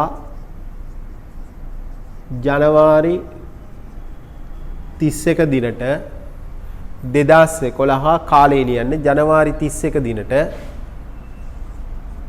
මොකක්ද අපි හදන්නේ කියලා ලියන්නේ බැංකු සැසඳුම් ප්‍රකාශනය බැංකු සැසඳුම් ප්‍රකාශනය අරුණ ව්‍යාපාරයේ 2011 ජනවාරි 31 දිනට බැංකු සැසඳුම් ප්‍රකාශනය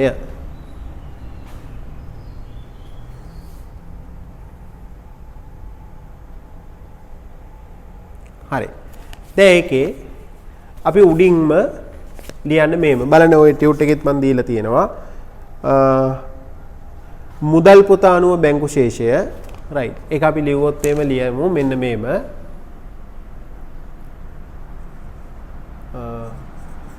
මුදල් පොතට අනුව බැංකු ශේෂය මුදල් පොතට අනුව බැංකු ශේෂය right. එහෙනම් ඔයාලගේ බලන්න දැන් හදාගත්ත මුදල් පොතේ බැංකු තීරුවට ගියොත් ඒකේ අපිට ආවා ශේෂය කීයද 2,50,000ක් ආවා. එහෙනම් දෙවෙනි තීරුවේ ලියන්න 2,50,000යි. 2,50,000යි. right.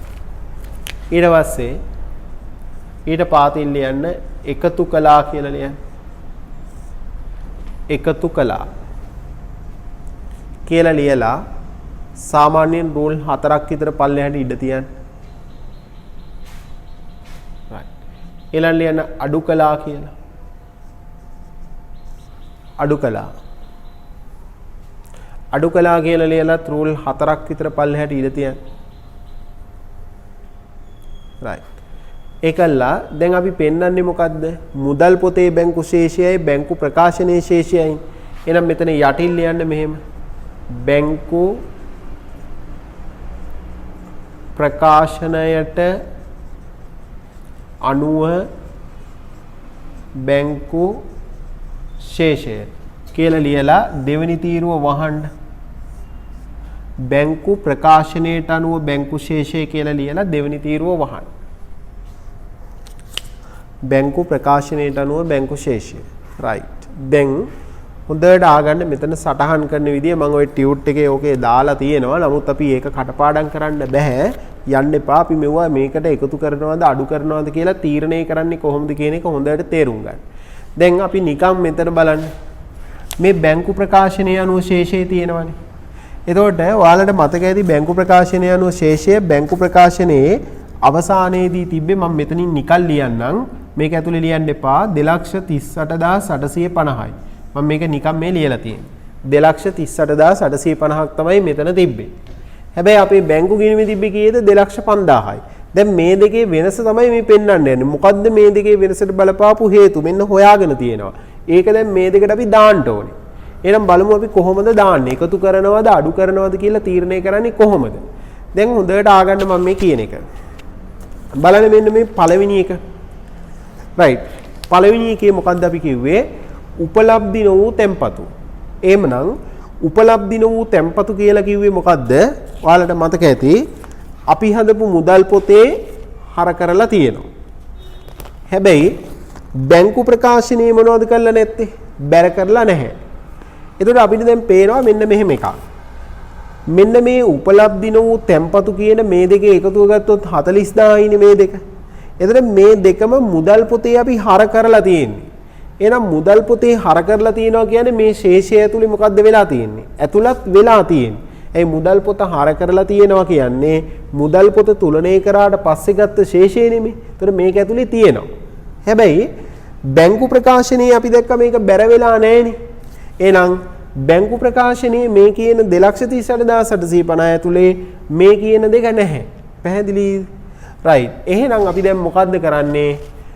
මෙතන ශේෂය ඇතුලේ තියෙනවා. හැබැයි මෙතන කවුරු හරි එන ශේෂයක් තියෙනවනේ. ඒක ඇතුලේ නැහැ. එහෙනම් මෙතන ඉන්නවා හැබැයි මෙතන නැහැ.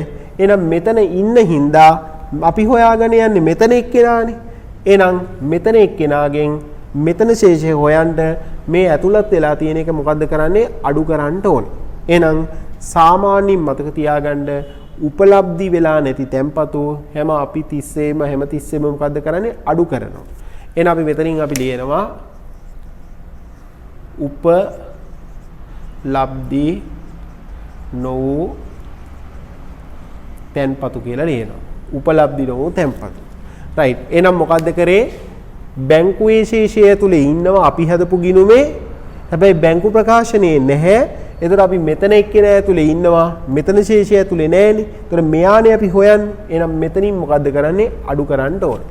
එහෙනම් අපි මෙතනින් ලියනවා උපලබ්ධි නො වූ තැන්පතු කියලා ලියලා right. දැන් ලියනවා මෙහෙම. 1.12 මෙතන ටික ලියා ගන්න. චෙක් තැන්පතු right. පළවෙනි තීරුවේ දානවා 10000යි.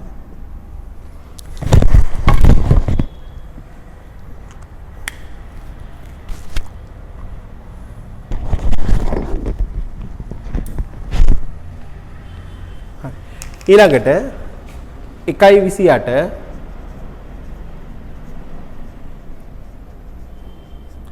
චෙක් තැන්පතු 30000යි. ඔන්න අපි මේ දෙක ගත්තා. ඒතර උපලබ්ධි නො වූ තැන්පතු ටික හරි.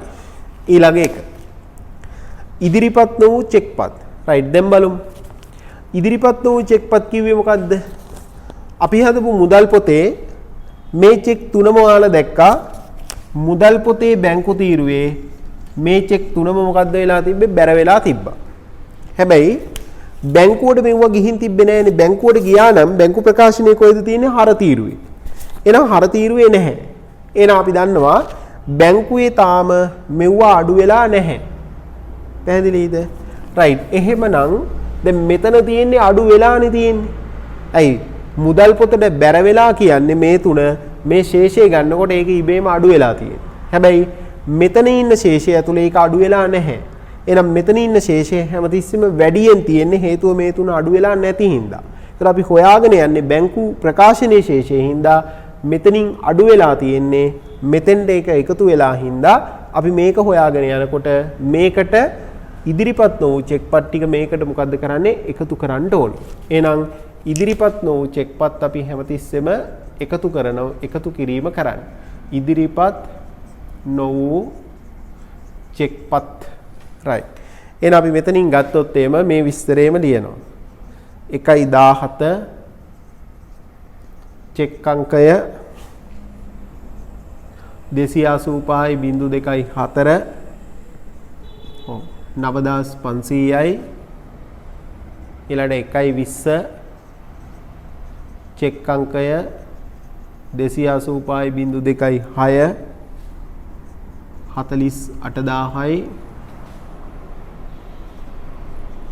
1.31 චෙක් අංක 285.28 18500යි. එතකොට මේ ටික අපි එතෙන්ට ලියලා ගන්න. එහෙනම් උපලබ්ධි නො වූ චෙක්පත් හැමතිස්සෙම අඩු කරනවා. ඉදිරිපත් නො වූ චෙක්පත් හැමතිස්සෙම අපි එකතු කරනවා. ඊළඟ එක. තව එකක් තියෙනවා බැංකු ගාස්තු. එහෙනම් බැංකු ගාස්තු අපි කරන්නේ මොකද්ද?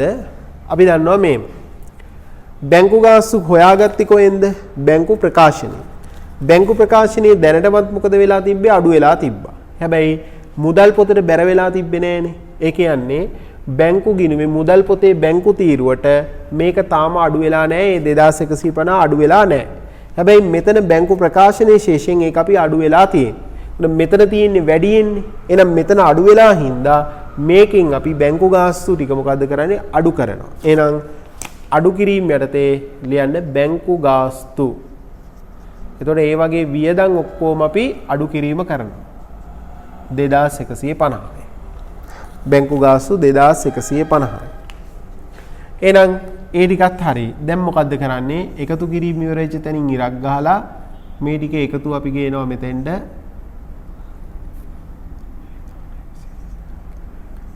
ඒ ටික එකතු අපිට එනවා 76000ක් එනවා.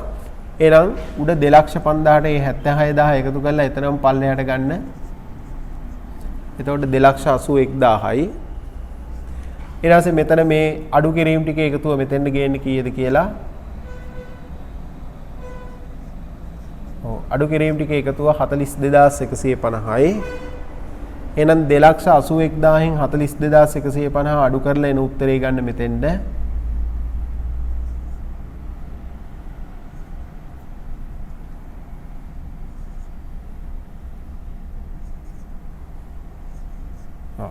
එහෙනම් අඩු කරාට පස්සේ අපිට එනවා එතන 2,38,850. එහෙනම් බැංකු ප්‍රකාශනයේ අනුව ශේෂය කීයද? 2,38,850යි. බැංකු ගිණුමේ තිබ්බේ කීයද? 2,05,000යි. එහෙනම් අපිට පේනවා මේ දෙක අතර වෙනසක් තිබ්බා. ඒ වෙනසට මෙන්න මේ කියන හේතු ටික තමයි බලපාලා තියෙන්නේ. ඒතර ඔන්න ඕක තමයි අපි බැංකු සැසුම් ප්‍රකාශනයකින් බලාපොරොත්තු වෙන සාමාන්‍ය තත්ත්වය ඔන්න ඕකයි. right. හැබැයි මෙතෙන්දී අපි මෙහෙම එකක් කරා. මේ බැංකු සැසුම් ප්‍රකාශය මෙතන හදලා දෙනවනේ. මේක අපි හදනකොට විභාගවලදී සහ ප්‍රායෝගිකව අපි හදනකොට මේකට පොඩි වෙනසක් කරගන්නවා මෙහෙම. ඒ වෙනස පොඩ්ඩක් අහගන්න.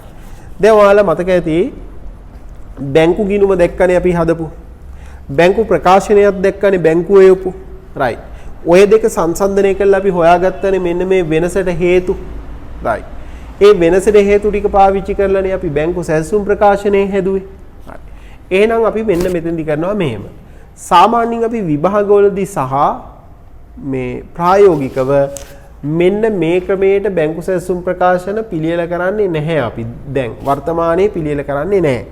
එහෙනම් අපි මේ සඳහා පාවිච්චි කරනවා මෙන්න මෙහෙම එකක්. ඒකට අපි කියනවා සංශෝධිත බැංකු ගිණුමක් හදලා බැංකු සැසුම හදනවා කියලා කියනවා. එහෙනම් අපි බලමු මෙන්න මේ සංශෝධිත බැංකු ගිණුම කියන්නේ මොකක්ද කියන එක පොඩ්ඩක් අපි බලමු. සංශෝධිත බැංකු ගිණුම කියන්නේ මොකක්ද කියලා බලමු. right. සංශෝධිත බැංකු ගිණුමක් කියලා කියන්නේ සාමාන්‍යයෙන් ගත්තොත් මෙන්න මේ විදිහට අපි නිකන් T අකුරේ හැඩයට හදන පොඩි ගිණුමක්. මේකේ තියෙන විශේෂත්වය මෙච්චරයි. ඔයාලගේ බලන්න දැන් හදාගත්ත පෙරලා ගන්න හදාගත්ත මුදල් පොතේ බැංකු ගිණුමට මුදල් පොතේ බැංකු තීරුවට පෙරලා ගන්න. හරි. මේ මුදල් පොතේ බැංකු තීරුවේ බලන්න අවසාන ශේෂය ආපු තැනට යන්න 2,05,000. right. එහෙනම් සංශෝධිත බැංකු ගිණුම කියන එකෙන් අපි කරන්නේ අපි හදපු බැංකු ගිණුම තියෙනවනේ. හදපු බැංකු ගිණුමේ තියෙන අවසාන ශේෂය සංශෝධනය කරන්න හදන ගිණුමට තමයි අපි කියන්නේ සංශෝධිත බැංකු ගිණුම කියලා කියන්නේ. එහෙනම් හදපු බැංකු ගිණුමේ අවසාන ශේෂය කීයද? 2,05,000යි. එහෙනම් මේ 2,05,000 මේ සංශෝධිත බැංකු ගිණුමේ අපි හර පැත්තේ උඩට ගේනවා ශේෂය කියලා 2,05,000යි කියලා ගේන.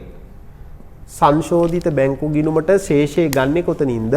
හදලා තියෙන බැංකු ගිණුමේ අවසාන ශේෂයේ තියෙන ගාන සංශෝධිත බැංකු ගිණුමට ගේන්න 2,05,000 කියලා ගේන. දැන් ඔයාලට ගැටලුවක් ඇති කොහොමද අපි හර කරන්න හේතුව right අහගන්න. හර කරන්න හේතුව තමයි අපි හදලා තියෙන බැංකු ගිණුමේ බලන්න 2,05,000 යටින් ලියලා තියෙන්නේ 1.31 පාගේ ශේෂය කියලා නේද ලියලා තියෙන්නේ බැර පැත්තේ. ඒ කියන්නේ ඕක 2.1 උදේ ඊගේ ශේෂයේ හැටියට නැවත හර පැත්තට නෙන් ආන් ඒකින්ද තමයි මෙතන අපි ශේෂය හර කියලා ගේනවා. හරි. දැන් සංශෝධිත බැංකු ගිණුම හදනකොට තියෙනවා පොඩි සිද්ධාන්තයක්. මේකට ගන්න ඇති ගනුදෙනු තුනක් තියෙනවා. බලමු අපි ගන්න ඇති ගනුදෙනු තුන මොකක්ද කියලා බලමු. මම පැහැදිලි කරන්නම්. ඔයාලා පෙරලලා තියාගන්න හදපු බැංකු ගිණුම පෙරලා ගන්න. හදපු බැංකු ගිණුම පෙරලා ගන්න. right. සංශෝධිත බැංකු ගිණුමට දාන්න ඇති ගනුදෙනු තුනක් තියෙනවා. එහෙනම් පළවෙනි ගනුදෙනුව තමයි උපලබ්ධි නොවූ තැන්පතු දාන්නේ නැහැ. බලමු ඇයි උපලබ්ධි නොවූ තැන්පතු දාන්නේ නැත්තේ කියලා අපි බලමු. ඔව් උපලබ්ධි නොවූ තැන්පතු දාන්නේ නැත්තේ මෙන්න මෙතන බලන්න අපි හොයාගත්ත උපලබ්ධි නොවූ තැන්පතු දෙකක් තියෙනවානේ. හරි. ඔය දෙකම ඔයාලගේ බලන්න හදපු බැංකු ගිණුමේ ඔය උපලබ්ධි නොවූ බැංකු ඔය තැන්පතු දෙකම බැංකු ගිණුමට මේ වෙනකොටත් හර වෙලා නේද තියෙන්නේ. බලන්න. හදපු බැංකු ගිණුමේ මේ වෙනකොටත් මේ දෙක හර වෙලා තියෙන්නේ. ඒ කියන්නේ මේ දෙක හර වෙලා තියෙන ඔක්කොම ඇතුළත් වෙලා තමයි අර 2,50,000 ශේෂය ඇවිල්ලා තියෙන්නේ. එහෙනම් මේ ශේෂය ඇතුලේ මේ හර වෙලා තියෙන දෙකේ එකතුවක් උතන තියෙනවනේ. එහෙනම් මේ 2,50,000 මෙතෙන්ට ගෙනාවේ. එහෙනම් අපි නැවත මේකට ඒක ගත්තොත් මේක ඩබල් වෙනවා. ආන් ඒක හින්දා උපලබ්ධි නොවූ තැන්පතු සංශෝධිත බැංකු ගිණුමට ගන්නෙ නැහැ අපි. right. දෙවෙනි කාරණේ. දෙවෙනි කාරණේ තමයි ගන්නෙ නැති ඉදිරිපත් නොවූ චෙක්පත්. බලමු එයි ගන්න නැත්තේ. බලන්න ඉදිරිපත් නොවූ චෙක්පත් තුනක් තියෙනවා. 9,500 48,000 18,500 කියලා චෙක් තුනක් තියෙනවා. මේ තුනම බලන්න ඔයාලගේ ඔය හදලා තියෙන බැංකු ගිණුමේ මේ චෙක් තුනම බැර වෙලානේ තියෙන්නේ. ඔව්. ඒ තුන බැර වෙලා කියන්නේ දැනටමත් බැංකු ගිණුමෙන් අඩු වෙලා තියෙන්නේ. ඒ අඩු වුණාට පස්සේ තමයි මේ 2,50,000 ඇවිල්ලා තියෙන්නේ. එහෙනම් ওই 2,50,000 ඇතුලේ ඒ තුන් දෙනාම බලපෑම ඒ කියන්නේ අන්තර්ගත වෙලා තියෙනවා. එහෙනම් නැවත වතාවක් මෙතෙන්ට ගන්නෙත් ඒ 2,50,000 ඉඳා ඒකත් අපි අතෙන්ට ගන්නෙ නැහැ. එහෙනම් තුන්වෙනි කාරණේ. තුන්වෙනි කාරණේ මෙතන නැහැ. තුන්වෙනි කාරණේ සාමාන්‍ය දෙයක්. තුන්වෙනි කාරණේ තමයි සංශෝධිත බැංකු ගිණුමට ගන්නෙ නැහැ අපි බැංකුවට සිද්ධ වෙච්ච වැරදි ගන්නෙ නැහැ. බැංකුවට සිදු වූ වැරදි. ඒතර බැංකුවට යම් වැරද්දක් වුණා නම් ඒ වැරද්ද අපි සංශෝධිත බැංකු ගිණුමට ගන්නෙ නැහැ. එහෙනම් මේ තුන හැර අනිත් ඕනෑම එකක් කොහෙටද ගන්නෙ අපි සංශෝධිත බැංකු ගිණුමට ගන්න. right. පොඩ්ඩක් ලියා ගන්න සංශෝධිත බැංකු ගිණුම කියලා. සංශෝධිත බැංකු ගිණුම.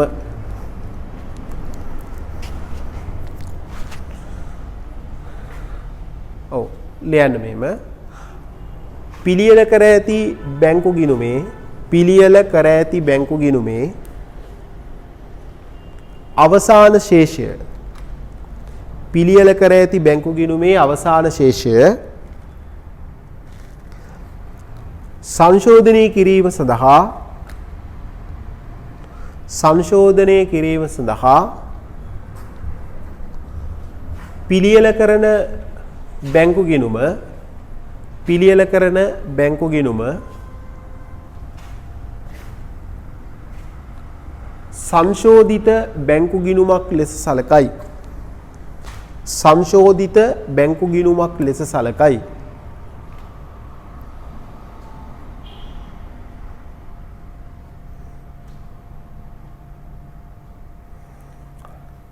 ඡේදයකින් ලියන්න සංශෝධිත බැංකු ගිණුමේ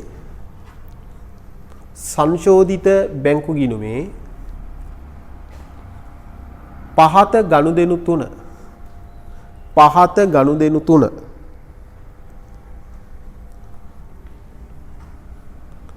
ඇතුළත් කරනු නොලැබේ.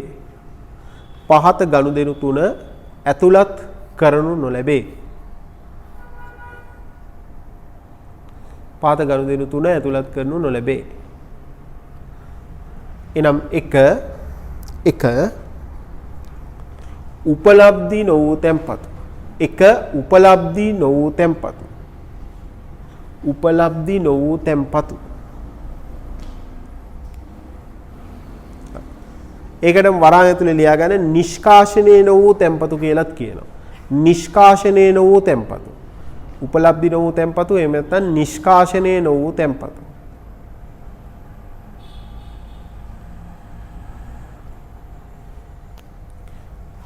දෙක ඉදිරිපත් නොවූ චෙක්පත්. දෙක ඉදිරිපත් නොවූ චෙක්පත්. ඉදිරිපත් නොවූ චෙක්පත්.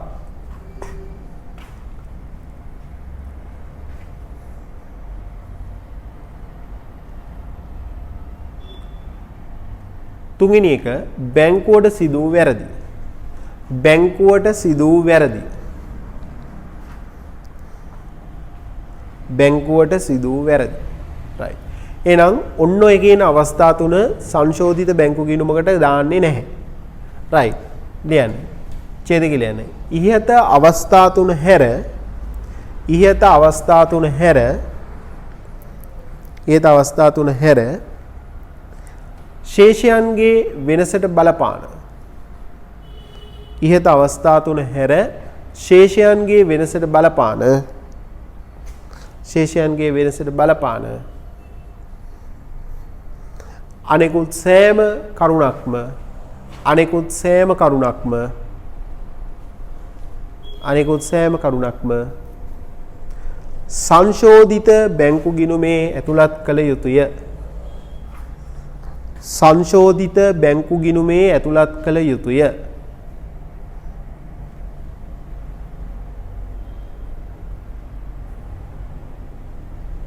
සංශෝධිත බැංකු ගිණුමේ ඇතුළත් කළ යුතුය. හරි. දැන් අපි බලමු සංශෝධිත බැංකු ගිණුමක් කොහොමද අපි පිළියෙල කරන්නේ කියලා බලමු. රයිට් ඔයාලා ඇඳ ගන්න පොඩි ගිණුමක් සංශෝධිත බැංකු ගිණුම කියලා ඇඳ ගන්න.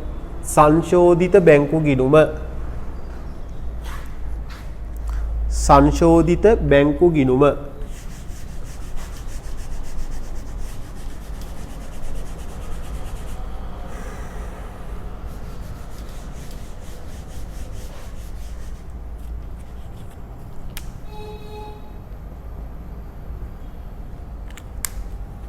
හරි. එහෙනම් සංශෝධිත බැංකු ගිණුමක් ඇඳගෙන සංශෝධිත බැංකු ගිණුමේ ශේෂය හැටියට ගන්නේ බලන්න අපි හදලා තියෙන බැංකු ගිණුමේ අවසාන ශේෂය බැර පැත්තේ තියෙනවා පාගේ ශේෂය 2,50,000ක් කියලා තියෙනවා. ඒ කියන්නේ ජනවාරි 31 නේ. එතකොට ඕක පෙබරවාරි 1 උදේ කවුද ඊගේ ශේෂය. එහෙනම් ඕක සාමාන්‍යයෙන් හර පැත්තට එන්නේ. ඒකින්ද සංශෝධිත බැංකු ගිණුමේ හර පැත්තේ දාන්න දිනයක් දාන්නේ නැහැ අපි. නිකන් ශේෂය කියලා දාන්න 2,50,000. ශේෂය 2,50,000. 2,50,000. ඊට පස්සේ රයිට් දැන් අපි වෙනසට බලපාපු හේතු තුනක් අපි හොයාගෙන ලියලා තියෙන්නේ. හරි. ඒ වෙනසට බලපාපු හේතු තුනේ පළවෙනි හේතුව බලන්න. පළවෙනි හේතුව මොකද්ද? උපලබ්ධි නොවූ තැන්පතු. එහෙනම් අපි කිව්වා ඒක සංශෝධිත බැංකු ගිණුමට ගන්නෙ නෑ කියලා කිව්වා. රයිට්. දෙක ඉදිරිපත් වූ චෙක්පත්. එහෙනම් අපි ඒකත් සංශෝධිත බැංකු ගිණුමට ගන්නෙ නෑ කියලා කිව්වා.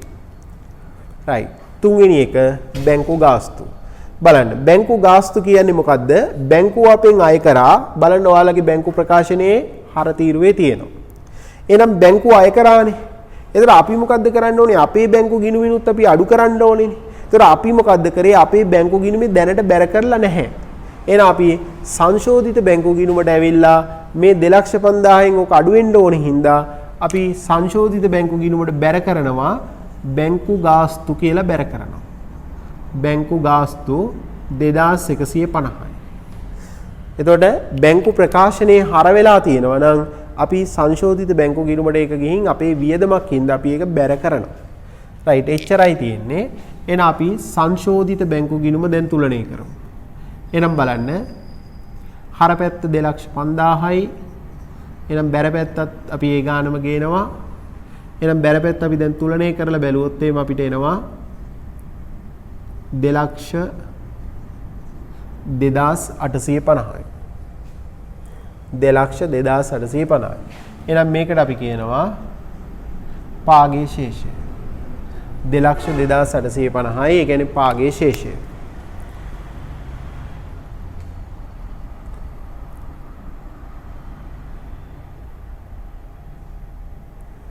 හරි. දැන් අපි බලමු එහෙනම් සංශෝධිත බැංකු ගිණුමක් පාවිච්චි කරලා බැංකු සෙසුම හදන්නේ කොහොමද කියලා බලමු. එහෙනම් නැවතත් අර ඉස්සෙල්ලා වගේම උඩින් රූල් තුනක් ඉඳ තියලා රූල් කරගන්න. උඩින් රූල් තුනක් ඉඳ තියලා මේ වගේ එකක් රූල් කරගන්න.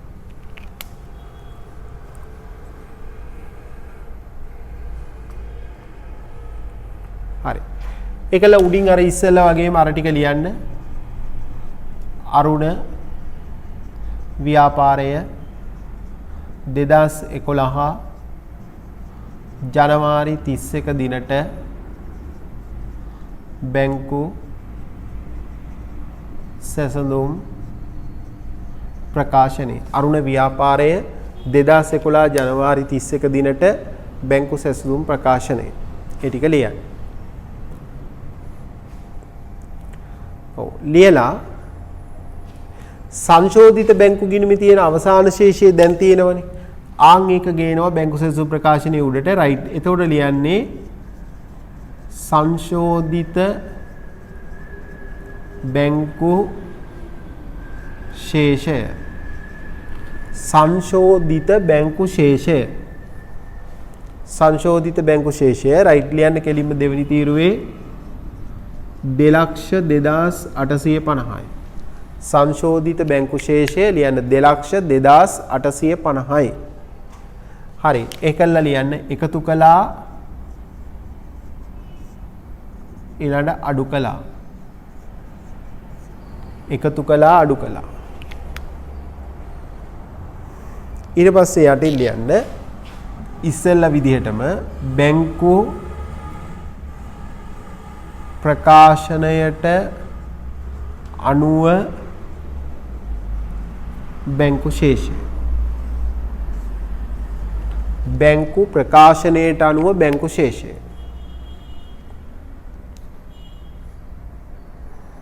බැංකු ප්‍රකාශනයට අනුව බැංකු ශේෂය. රයිට්. මේකෙත් අර විදිහමයි. ඉදිරිපත් නොවූ චෙක්පත් එකතු වෙනවා. උපලබ්ධි නොවූ තැන්පතු අඩු වෙනවා. එහෙනම් එකතු කළා යටතේ ලියන්නේ ඉදිරිපත් නොවූ චෙක්පත් ඉදිරිපත් නොවූ චෙක්පත්. ඔව්. ඉදිරිපත් නොවූ චෙක්පත්. හරි.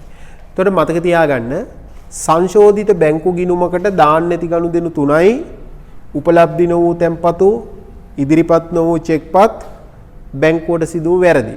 ඒ ටික හැර අනිත් ඔක්කොම සංශෝධිත බැංකු ගිණුමට දානවා. එහෙනම් සංශෝධිත බැංකු ගිණුමක් හදලා බැංකු සැසුම් ප්‍රකාශනයක් පිළියෙල කරනකොට බැංකු සැසුම් ප්‍රකාශනයේට හැමතිස්සෙම එන්නේ සංශෝධිත බැංකු ගිණුමේ දාපු නැති කාරණා තුන විතරයි. හේතුව තමයි අනිත් කාරණා ඔක්කොම කොහෙද තියෙන්නේ? සංශෝධිත බැංකු ගිණුමේ තියෙනවා. ඒකේ දාලා ශේෂයේ සංශෝධනය කරලා ගන්නකොට අනිත් ඔක්කොම එතන ඇතුළත් වෙලා තියෙනවා. එහෙනම් ඒ සංශෝධිත බැංකු ගිණුමේ දාපු නැති කරුණු තුන විතරක් අපි බැංකු සැසුම් ප්‍රකාශනයට ගේනවා. එහෙනම් ඉදිරිපත් නොවූ චෙක්පත් කියලා ලියලා අර ඉස්සෙල්ලා විදිහටම ගන්න. ජනවාරි 17 චෙක් අංකය 285.24 9500යි. ඊළඟ ජනවාරි 20 චෙක් අංක 285.26 48000යි. ජනවාරි 31 චෙක් අංක 285.28 18500.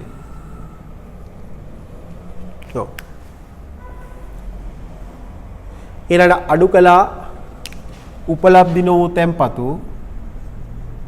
උපලබ්ධි නොවූ තැන්පතු. right. ඒ අර්ථේ ජනවාරි 12 අර ඉස්සෙල්ලා විදිහටම චෙක් තැන්පතු 10000යි.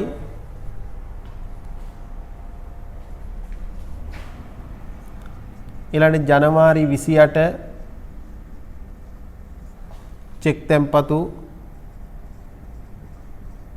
30000යි. ඔව්. ඒ වගේම බැංකු ගාස්තුව සංශෝධිත බැංකු ගිණුම හදලා බැංකු සැලසුම් ප්‍රකාශනයේ හදනකොට බැංකු ගාස්තුව ගන්නෙ නැහැ. එහෙනම් හේතුව පැහැදිලි ඇති. සංශෝධිත බැංකු ගිණුමේ අපි ඒක ඇතුළත් කරලා තියෙන්නේ. එතකොට සංශෝධිත බැංකු ගිණුමේ ඇතුළත් කරපු කිසිම දෙයක් බැංකු සැලසුම් ප්‍රකාශනයට ගන්නෙ නැහැ. එහෙනම් බැංකු සැලසුම් ප්‍රකාශනයට ගන්නේ සංශෝධිත බැංකු ගිණුමේ දාන්න නැති කාරණා තුන විතරයි. right. එහෙනම් මේ ටිකේ එකතුව නැවත ගන්න. දෙවෙනි තීරුවට 9500 48000 18500 එහෙනම් මේ ටික එකතුව අපිට ආවා 76000ක්. ඔව් ඒ 76000 උඩ තියෙන 2,2850ට එකතු කරලා පාතර ගන්න. එතකොට එනවා 2,78,850ක්. ඊළඟ අඩු කිරීම දෙකේ එකතුව ගන්න දෙවෙනි තීරුවට 10000යි 30000යි ඒ කියන්නේ 40000යි. එහෙනම් 2,78,850න් 40000ක් අඩු කරලා පාතර ගන්න. එතකොට එනවා 2,38,850. 2,38,850. එහෙනම් බැංකු ප්‍රකාශනයට අනුව බැංකු ශේෂය කීයද තිබ්බේ? 2,38,850යි. හරි. එනවා ඔයාලට දැන් පැහැදිලි ඇති. ඔව්. අපි මෙන්න මේ පළවෙනියට හදපු ක්‍රමයට බැංකු සැලසුම් ප්‍රකාශන වර්තමානයේ පිළියෙල කරන්නේ නැහැ. ඒක මම පිළියෙල කරලා පෙන්වුවේ ඔයාලට පුරුදු වෙන්න. එහෙනම් දැන් අපි දැන් ඉඳන් ඉදිරියේදී විභාග වලට සහ සියලු අවස්ථාවලදී බැංකු සැලසුම් ප්‍රකාශනයක් හදනකොට අභ්‍යාසයක කියලා තිබ්බත් නැතත් අනිවාර්යයෙන්ම සංශෝධිත බැංකු ගිණුම හදන්න ඕනේ. සංශෝධිත බැංකු ගිණුම හදලා ඉවර වෙලා තමයි බැංකු සැලසුම් ප්‍රකාශනය හදන්නේ.